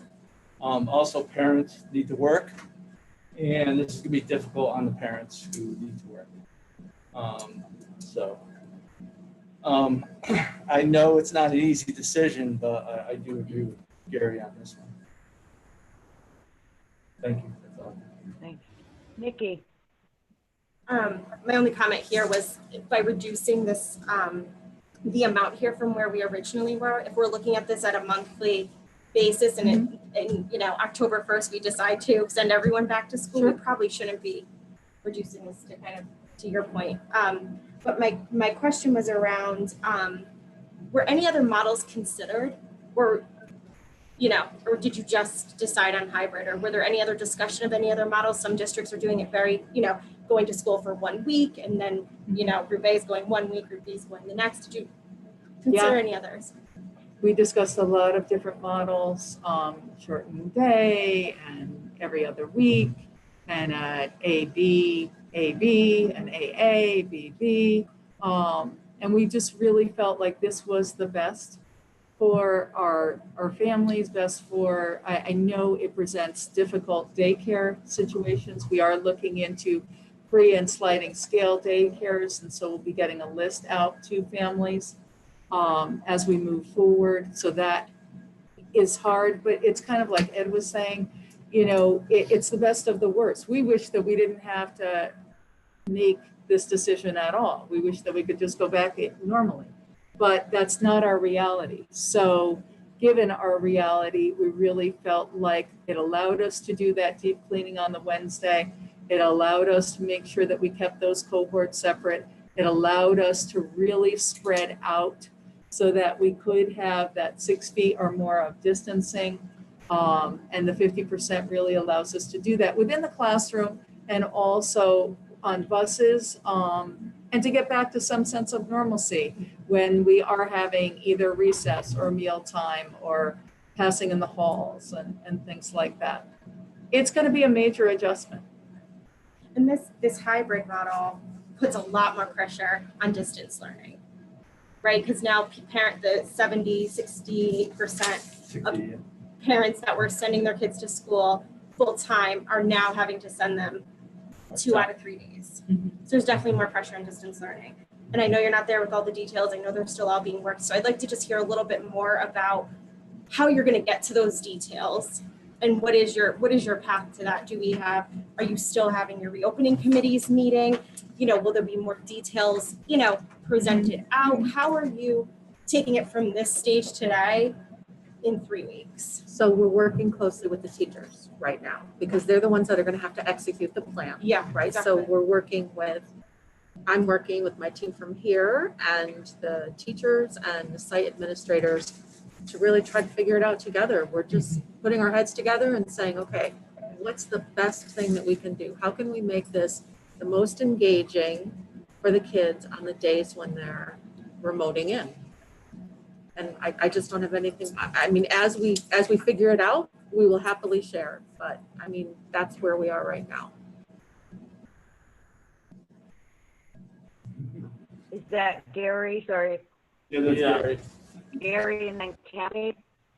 A couple of things, and so I know some schools are doing this. So the teachers are all going to go to school and work remote from the school classrooms. For those who don't need modifications, everyone will be at the school except for Wednesday. And then they will be collaborating, remoting, and doing their professional development, having their office hours, and working with students on their questions and what have you on that Wednesday. So the kids really get 4 days of school. So they're still working on those Wednesdays because that's when their But there's not going assignments to be a are. class then. There's not going to be an online class. There's not a formalized online class. That's when they're asking their questions, they're interacting, they're working with one another in terms of resubmitting, reworking, editing, all of those pieces. Kathy. I just have one more though. Hold on, Gary. Let me go to Kathy and then we'll keep coming around. If everybody can just stick to one so everyone has an opportunity. Kathy. Silly question. How do you decide? Decided Who morning comes or when? afternoon kindergarten? Who comes Monday, Tuesday, and who comes Thursday, Friday? So we want to make sure we keep families on the same days. So that's the next challenge. All right, back to Gary and then Nikki. Gary. Oh, Nikki, she was first. Gary and then Nikki. I'm just going by your hand raising. All right. I don't know. Sorry. So to get to detail, let's just ask this. Can you describe to me, because I'm very confused at this point. Wednesday is a day off, basically, from in class. They will consist of one on Monday. What will when do they get there? How much in-class time will they have? And how much time will a fifth grader or sixth grader with no parents home not having class, not being in front of a screen with a teacher? So in a regular school day? Monday. Okay, so at home. Monday, right. So they still have to log in period 1, period 2. They're going through their regular scheduled day. So they are doing their welcome with their teacher, and then they are going through and doing their reading lesson and their math lesson. With the teacher? Yes. And then there's a break. And I've been told by some teachers that they can black out their screen. Are we allowing the student to black out his screen at all or no?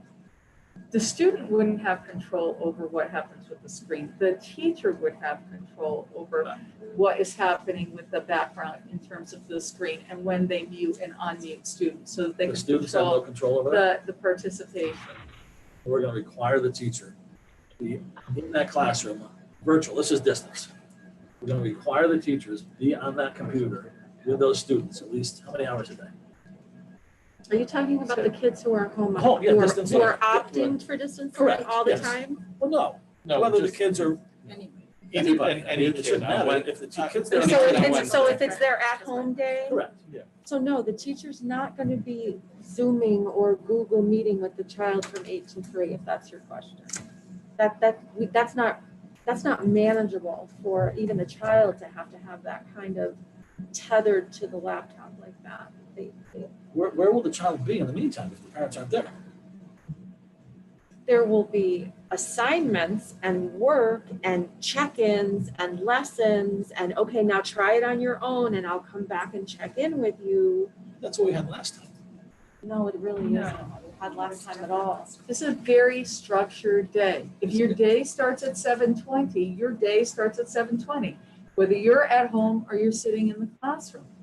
How do you What structure we a day had with a last kid who's time- home, the teacher's logged off, and he's home with three siblings? How do you structure for a kid whose parents are half the population in Torrington, who are working during the day, and he's got his siblings at home, one in first, one in third, one in high school? How do you structure the day? We have. Are we gonna demand the parents do that? Because if that's the case, the parents have to know tonight that they need to be home. Each student will have a device and each student will have to log on to their class and be responsible for being logged on for that class, for that day, in that structured So you're saying schedule. a fourth grader is responsible for being logged in? He's a fourth grader. He's a fourth grader. They're not responsible for putting their pants on in the morning. Well, I I'm being hope so. serious. That's not Yeah. developmentally appropriate. Well, there are By still plenty who fourth grade, well, I would They can't. worry. We don't like this either, Gary. Hey. We really don't. All right, so It's that's, just- but why are we gonna go backwards like the rest of, like what Fauci is saying? Start with the metrics. And if we have an outbreak, we do what we did, Hong Kong flu, H1N1, SARS, everything else. You identify, you put them together. 60 million people tested positive for H1N1. 60 million people. The schools didn't shut down. 60 million people. I know. More kids died under H1N1, 10 times than this situation. Why wouldn't we do what they're suggesting we do? Identify, put them together, and take them out of the classroom, and let the rest of the kids keep learning. It's like when the kids disrupt the classroom, we take the kids out of the classroom, and we leave the disrupted kid in the classroom. That makes no sense to me. Didn't work at the middle school that way.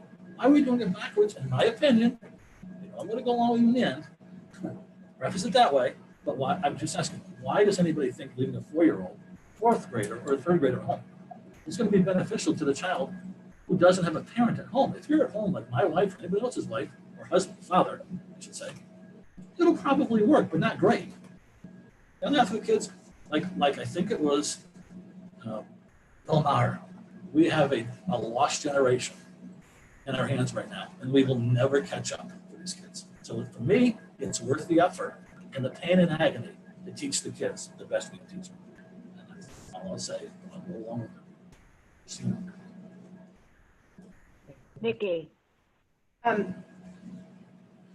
It sounds like there's like 3 things going on, right? So there's gonna be the kids that are in the classroom, the kids that are in the classroom 2 days a week that are then distance learning the other 3, and then the ones that choose to distance learn To distance learn all the time. all the time. And I think what I heard you say, and I just want to clarify, is the ones that are choosing to distance learn the whole time will have a distance learning teacher specific. That's what we're trying to achieve. But we can't know for certain how that's gonna shake out. That's the plan. Yeah.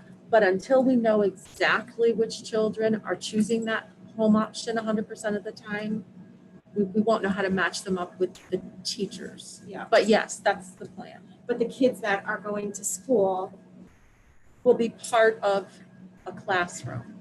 but not in the classroom So the kids. 3 days, but 2 days The when the kids who are in the teacher's teaching hybrid another set of model, group the kids kids. who are in the hybrid, so there's a Yeah. hybrid where you're in class half the week and you're Yeah. home half the week. Yeah. And then there's the kids who are opting to be home all the time right now, Yeah. right? So they'll have a dedicated teacher of their own. The children who are opting for hybrid, or the parents who are opting for hybrid, the idea is that they will be part of the same class Yeah. of kids, half the time in, half the time home. and they will have the same teachers they would have when they're in, when they're home, if that makes sense. Yeah, my wheels are turning because how is the kids going to be engaged with a teacher in the classroom that has 10 other kids to tend to? And they're probably they have to be wearing a mask. So the kids at home are probably not gonna even be able to read lips if they can't understand or they're far away, or then they're kind of to their own device if they're trying to listen to a class because the teacher, I don't know. I'm just trying to. No, those are all really good questions. And they're the same questions that we're asking of ourselves and of each other. And one of the things that we talked about today is making use of some pre-recorded lessons of their own teachers putting together so that those can be viewed when they're at home and they can watch them again. If it's a young child and a parent wants to watch it at a later time, they'd have the ability to do that. So we're going to have to come up with a whole toolkit of different things and different strategies to use to make it an engaging experience and to keep it structured. Yeah. And then to still have that interactive component so that students are having that opportunity to still ask questions and engage in whatever dialogue that they need in terms of making sense and making meaning of what they're learning. Yeah, right. Because you've got to have both of them. They can't even ask a question potentially of something, and then you just lose them. And so, but the distance remote teachers with remote students is what you're aiming for, and then trying to figure out how the in-classroom teacher teaches them the 4 days of the week in the same class, right? The hybrid students. Does anyone on the board that has not asked a question like to ask a question before we go back to the repeat people? Ellen. That's Ellen. Ellen, do you have a question? Question, comment. Okay. So what I'm hearing is if everyone went to school, all students went to school, it would be more of a contained, stay in your room, don't get out of your cohort very much, maybe just to use the lab, or if there's space to have recess or something. So you're saying there's more flexibility, more of a normal school per se, to go 2 days a week. But it's more of a strain on the parents trying to figure out how they're going to figure out what they want to do. Sure. Yes, that's it in a nutshell. So that's why you went to the hybrid model, for more flexibility, more school-like for the student, and then coming up with lessons or whatever's necessary for that learning. And it allows them to be, we feel, in a safer, healthier environment because they can be the 6 feet apart while they are in that classroom. And then there's a smaller group for teachers to spend, and also for the distance, there's a smaller group for that teachers, so they're getting more individualized lessons. Right. There's one more if nobody else has. Maybe two. Sure, go ahead. How does grading work? So we're doing grading. This is not like the spring. We will be doing grading. Will kids be failing? Sure. I mean, Well, we want to make sure that this is I know not the a governor at pass-fail one point said- system. And so we are going back to doing our normal grading. One time the governor, or somebody, The commissioner. wasn't going to allow it. So we can pass fail. So there will be incentive, not pass fail. No, right. I mean, we can fail. So parents We're gonna have some incentive to spend time, parents that are working all the time will have an incentive to spend time with their children because grading will matter. Their test scores will matter. Yes, Grading will matter. their schoolwork is going to count the way it should. People still have responsibility to do it. Correct. Armand, go ahead. So I have a question about that Wednesday. If everybody is distance learning on Wednesdays, it doesn't sound like that the teachers are going to run their classes on Wednesday. And my question is, why wouldn't they run their classes on Wednesday like normal? Because everybody's be distance learning for the sanitizing, which is fine. So why can't teachers just have their classes on Wednesday. And So- not just for checking in and things like Sure. that, just a regular class. This is a steep learning curve, and especially for that first month. And we may change this and make sure that we're adding other pieces to it. But right now, we really feel like the professional development is going to be key in terms of rolling this out and responding. So I think that's going to be important, making sure that we do have time so that parents and students can both ask questions about assignments. This is a new structure. They're getting used to it too. That gives them that opportunity and that time. I know Sue's been talking with teachers about this piece as well. So I don't know if you want to jump in Well, on you know, some of there are that. some practical concerns too. For example, we have contract obligations that we have to meet. We have to provide our teachers with, you know, the required number of prep minutes per week. And if we're expecting our teachers and asking of them that they are interacting with two separate groups of students on a daily basis, 4 days a week, we're going to have to build more of their prep time into that Wednesday. So for Because they example, get 200 minutes of Right, so- prep time. No, every week. I understand that, but is it essentially, it's the same class, it's just 50% are coming in the beginning of the week, and the other 50% are coming in the end of yes, the week. but there's going It's to the be. same class, so if they were here 5 days a week, there shouldn't be any issue with prep time. Well, yeah, because if you think about the checking in with the remote kids, now they don't have 10 of those or 12 of those kids in front of them all the time. So there may be times during the course of the day when their remote kids are home that they need to check in with those kids because they're not right physically. So it's access. I thought there were gonna be separate teachers that are gonna do that. No. For the remote students that are remote all the time, yes. Okay, But Sue's right, contractually, we have to make sure that we are giving them their contractual prep time. So that is time to collaborate and work together and prepare the lessons as well. So it's all of those pieces. And given this schedule, that there may be some tweaks to that where they don't get that on a regular basis. That's something to still be worked out as well in terms of their day. So contractually, we do have that obligation. That's Yes. Go I- ahead, Jeff. I know there's a lot of unanswered questions, and I understand that. I see a lot of things that are way more complicated with this hybrid model. It's like Yeah. tremendously more complicated, It like is. everything just Armin just said. I don't even know what to say, like, so teachers will have no prep time during their days when they Right. have kids, like, I don't know, elementary, that's crazy to me.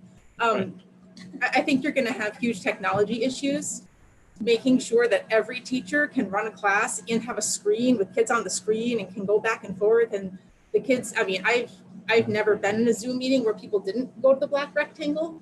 So if you're setting something up where kids can't opt for the black rectangle, that's great.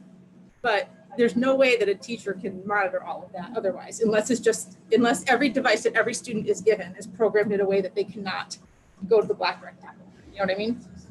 That's super complicated. I think your lunch distribution is going to be 10 times more complicated now than it would have been, because prior you only had to worry about distributing out in the community to the kids that were solely distance learning. Now you have to worry about distributing to the kids in the community who are on their off days.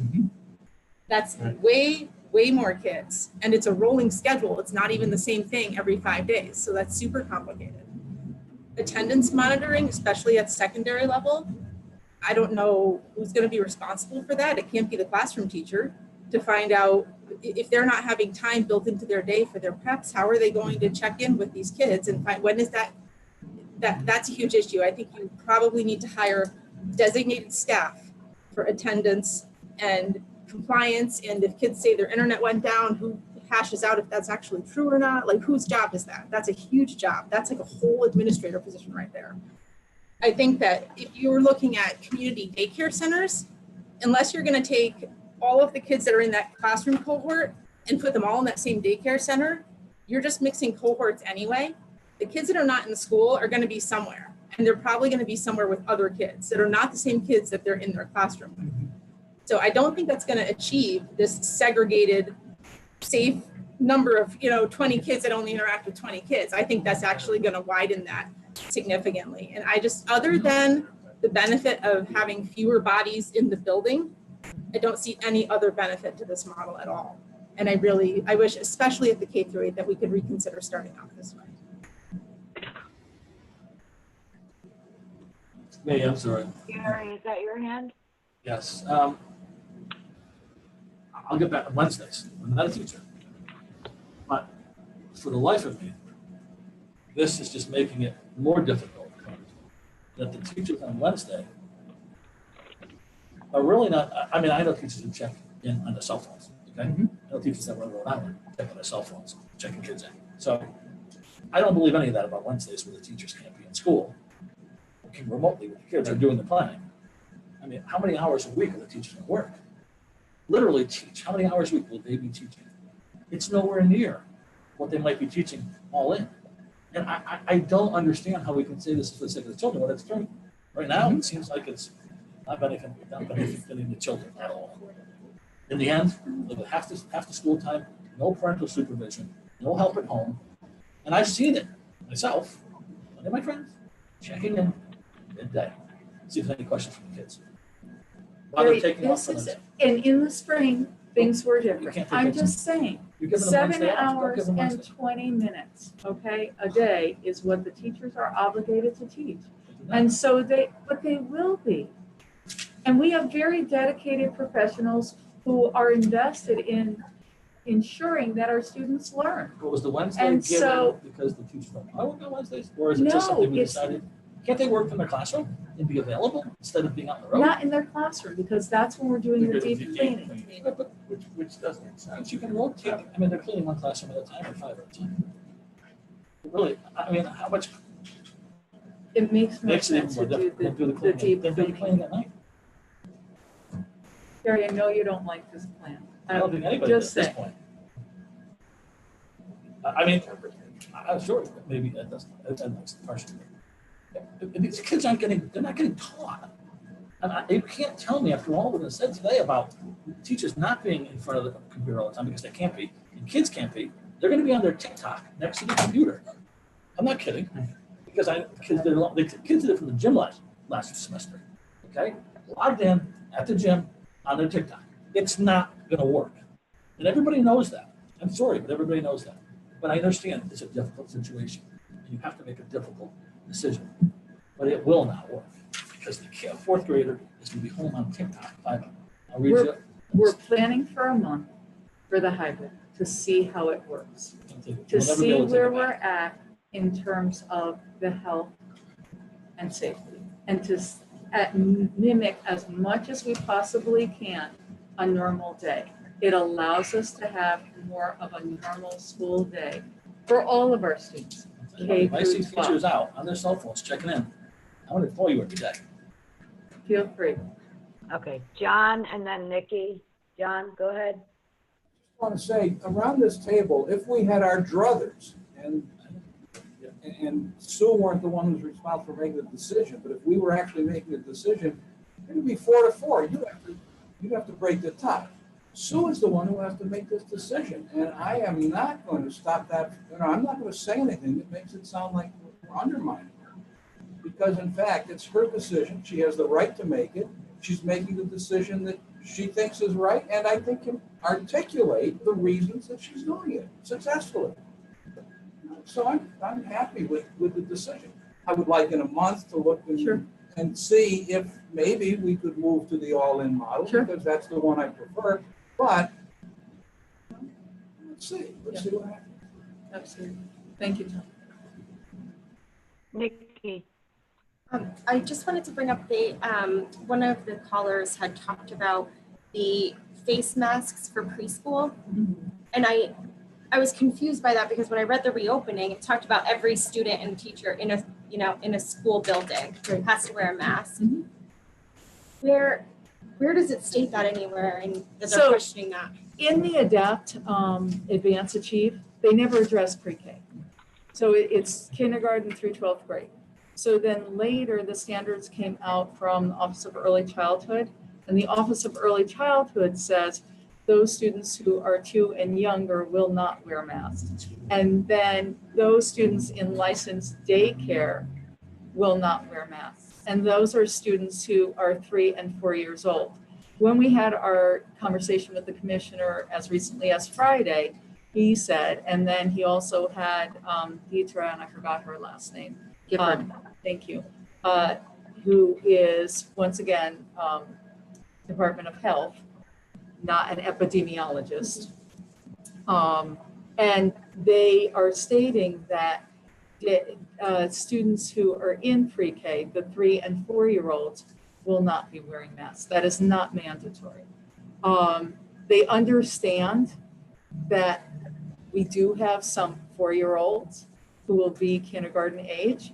And so it may seem like a contradiction in terms. They even brought that up as an example. However, those 4-year-olds who are in kindergarten will have to wear masks. This is not going to be a perfect science. We have to make these decisions, as John was saying, and add to the best of the worst, We wish this weren't the norm, but right now it is. So we're trying to make these decisions in the best interest of the safety and health of our students and our staff. At this point, developmentally, I don't think it's appropriate for 3 and 4 year olds in terms of pre-K to wear the masks. We will continue to revisit that as we go forward. And then we will continue to look at the experts in terms of health and safety, but also the possibility of a 3 and 4 year old keeping a mask on. Our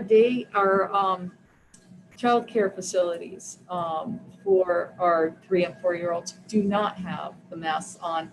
The teachers wear the masks, the teachers wear the shields, the teachers are behind the plexiglass.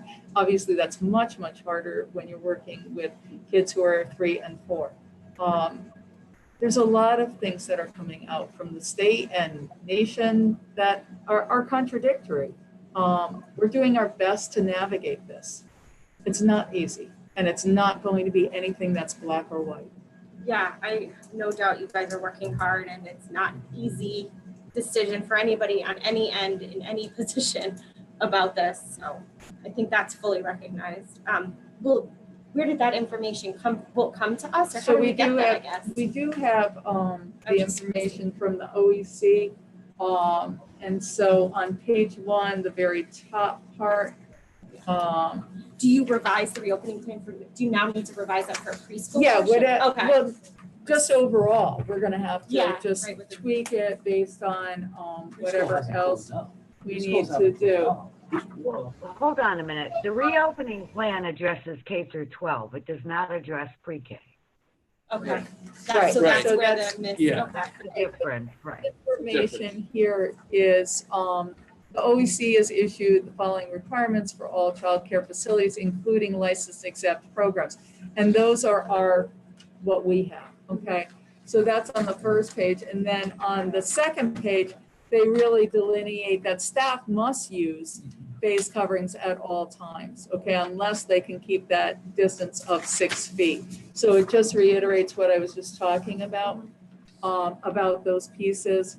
And so we are looking for further guidance in terms of the pre-K, but at this point, the pre-K students will not be. That's our stance at this point. Like I said, if we get more information, then we'll go from there.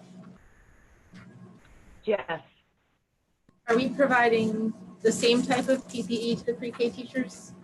If we actually have the clear masks for them as we do for our kindergarten teachers, because we think that may be easier, as well as the face shields.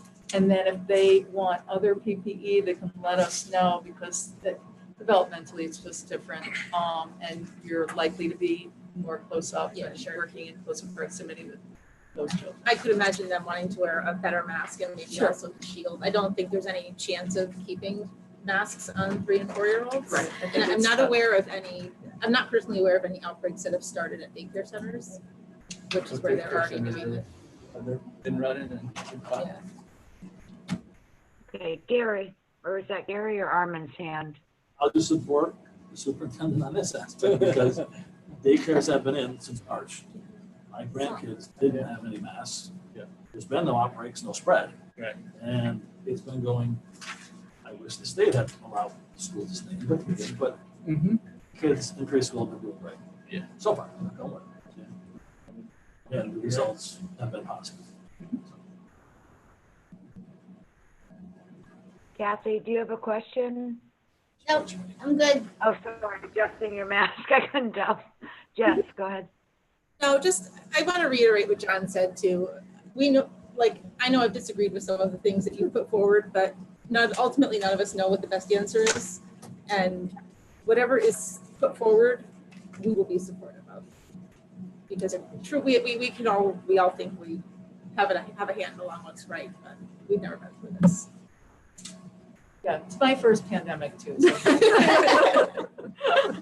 But thank you, Jess. Oh, you were 10. You were 10.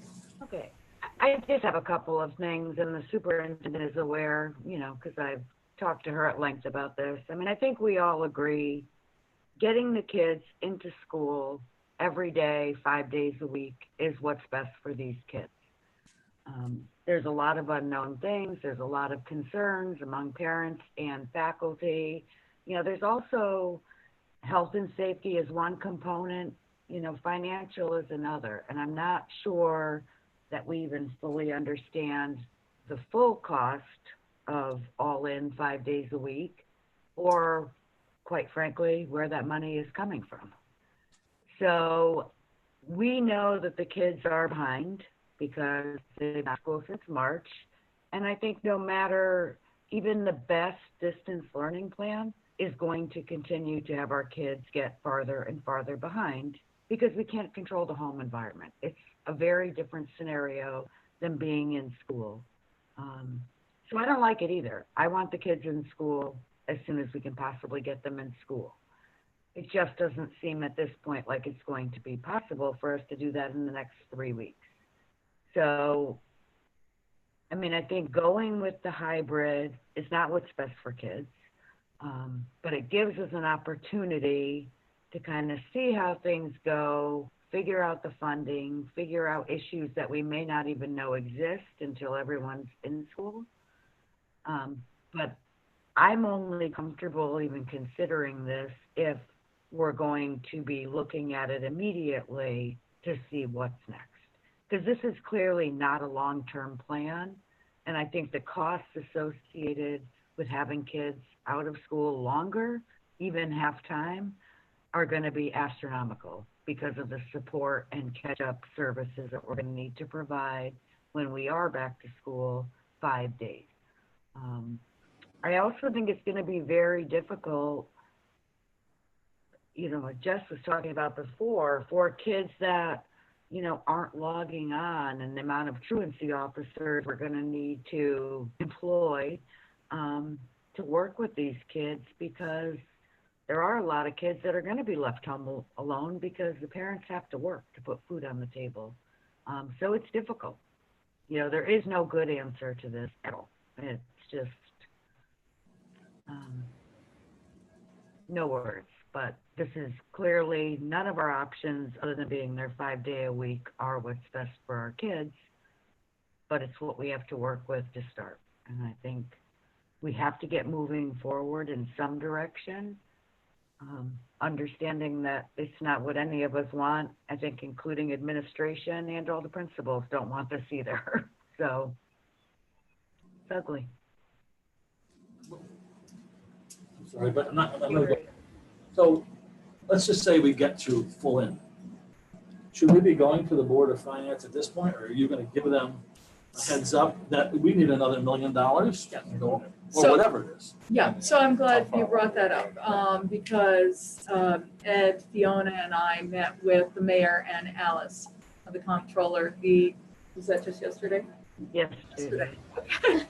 And we presented these figures, but we also told them exactly what I think Kathy was saying or Robin was saying, that or maybe it was Nikki, or maybe all of you, that the numbers are going to go up significantly if we go back to that in person. We can't do it without more teachers, because in that first model, even with the 2.7, please understand that our interventionists were going in the classrooms.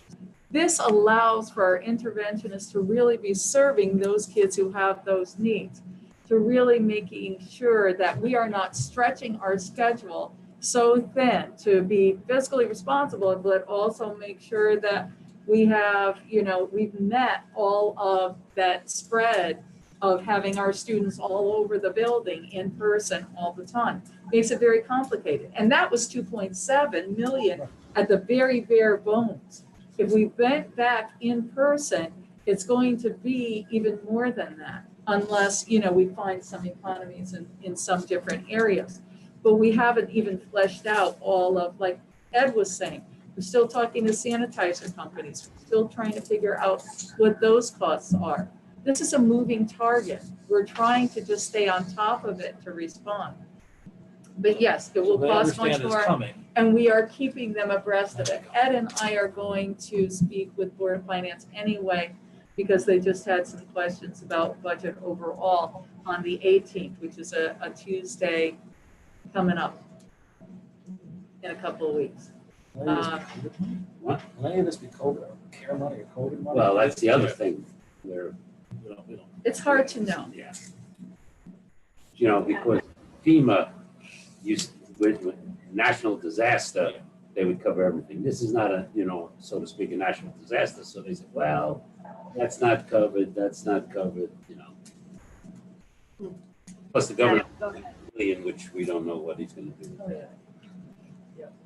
So this question touches on the financial aspect, but the practical aspect as well, as far as our technology. Have we considered how much bandwidth it's going to take for every classroom in the high school? And I don't see that on here as far as like that, because we traditionally have had huge issues with connectivity at the high school. And I don't know how it is in the other buildings, because I don't think we've tried. But that's I'll answer that. Okay. So I started addressing bandwidth issues this time last year because I knew there were bottlenecks. And as even part of that, before COVID hit, we submitted a plan to E-Rate to fix every single bottleneck in the district. That project has been approved and will be completed by September. So there should E-Rate gave us about $170,000. We had to come up with, which was in our budget, $34,000 to cover all of that. We just got approval last week, so we're taking our entire network from being really just flat to fully content aware, fully structured, being able to make decisions of the type of content it's going to be pretty awesome.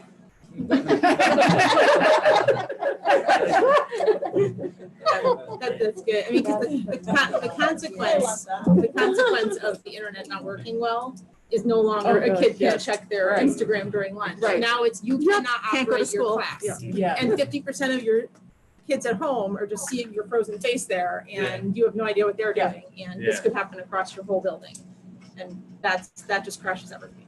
So, it's huge. Good. Yeah. We appreciate Ally's expertise and her dedication. Absolutely. Invaluable. Yes. you just connect like this, right? Yeah. Yeah. Yeah. Ally actually came back last night. She probably doesn't want me to tell this, but just to work at the high school to ensure that we did have connectivity and we had functionality. And that was like 1, 2, 3 o'clock in the morning. So we definitely appreciate her dedication. Yes. So thank you, Ally. Yeah. Especially in a hurricane, right? Yeah. No lights or anything on the streets, But it allowed us to function. Duncan was today. open. Yeah.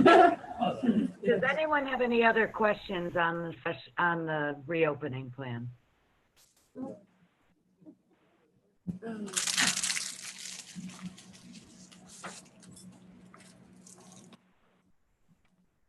No? Any other questions? No. Okay, so we'll be trying to have a discussion with the Board of Finance. Sue and I will work to talk to Eleanor about that to get more formalized things relative to the cost. We'll be probably meeting, you want to say 2 weeks to readdress this or to start the process? Am I frozen? Yeah. Can you say that again? Sorry. Hear me? Okay. So 2 or 3 weeks, can we get back together and kind of see where we are at that point, both with potential state money, how things are going, because we're going to have to get definitive answers from families on the hybrid model if they're returning. Yeah, that's gonna have to happen right away in terms, because we have to create their schedules.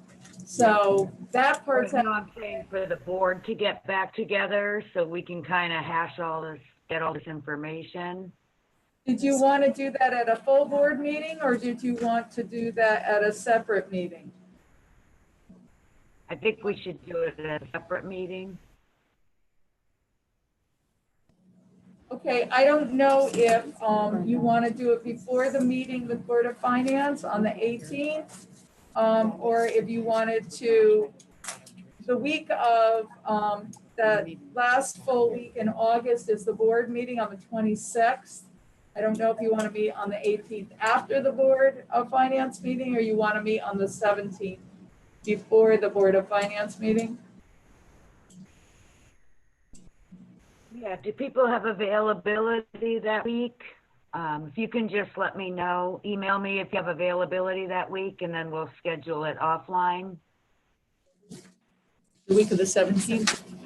Yeah.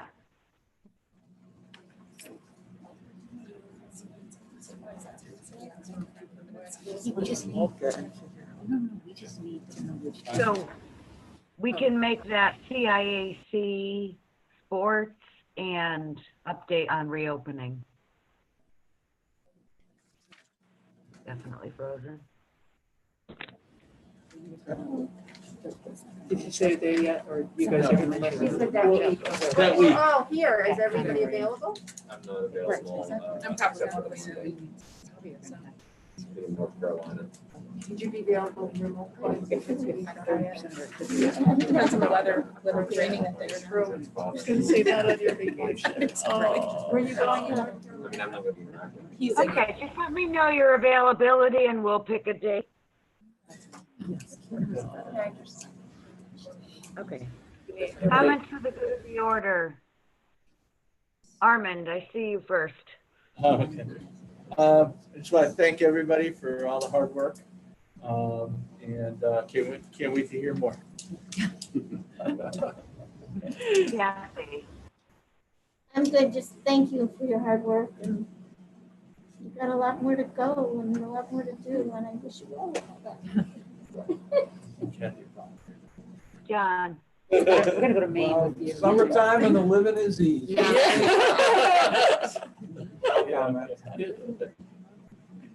Ed. I'm all set. Thank you. Nikki. Yes.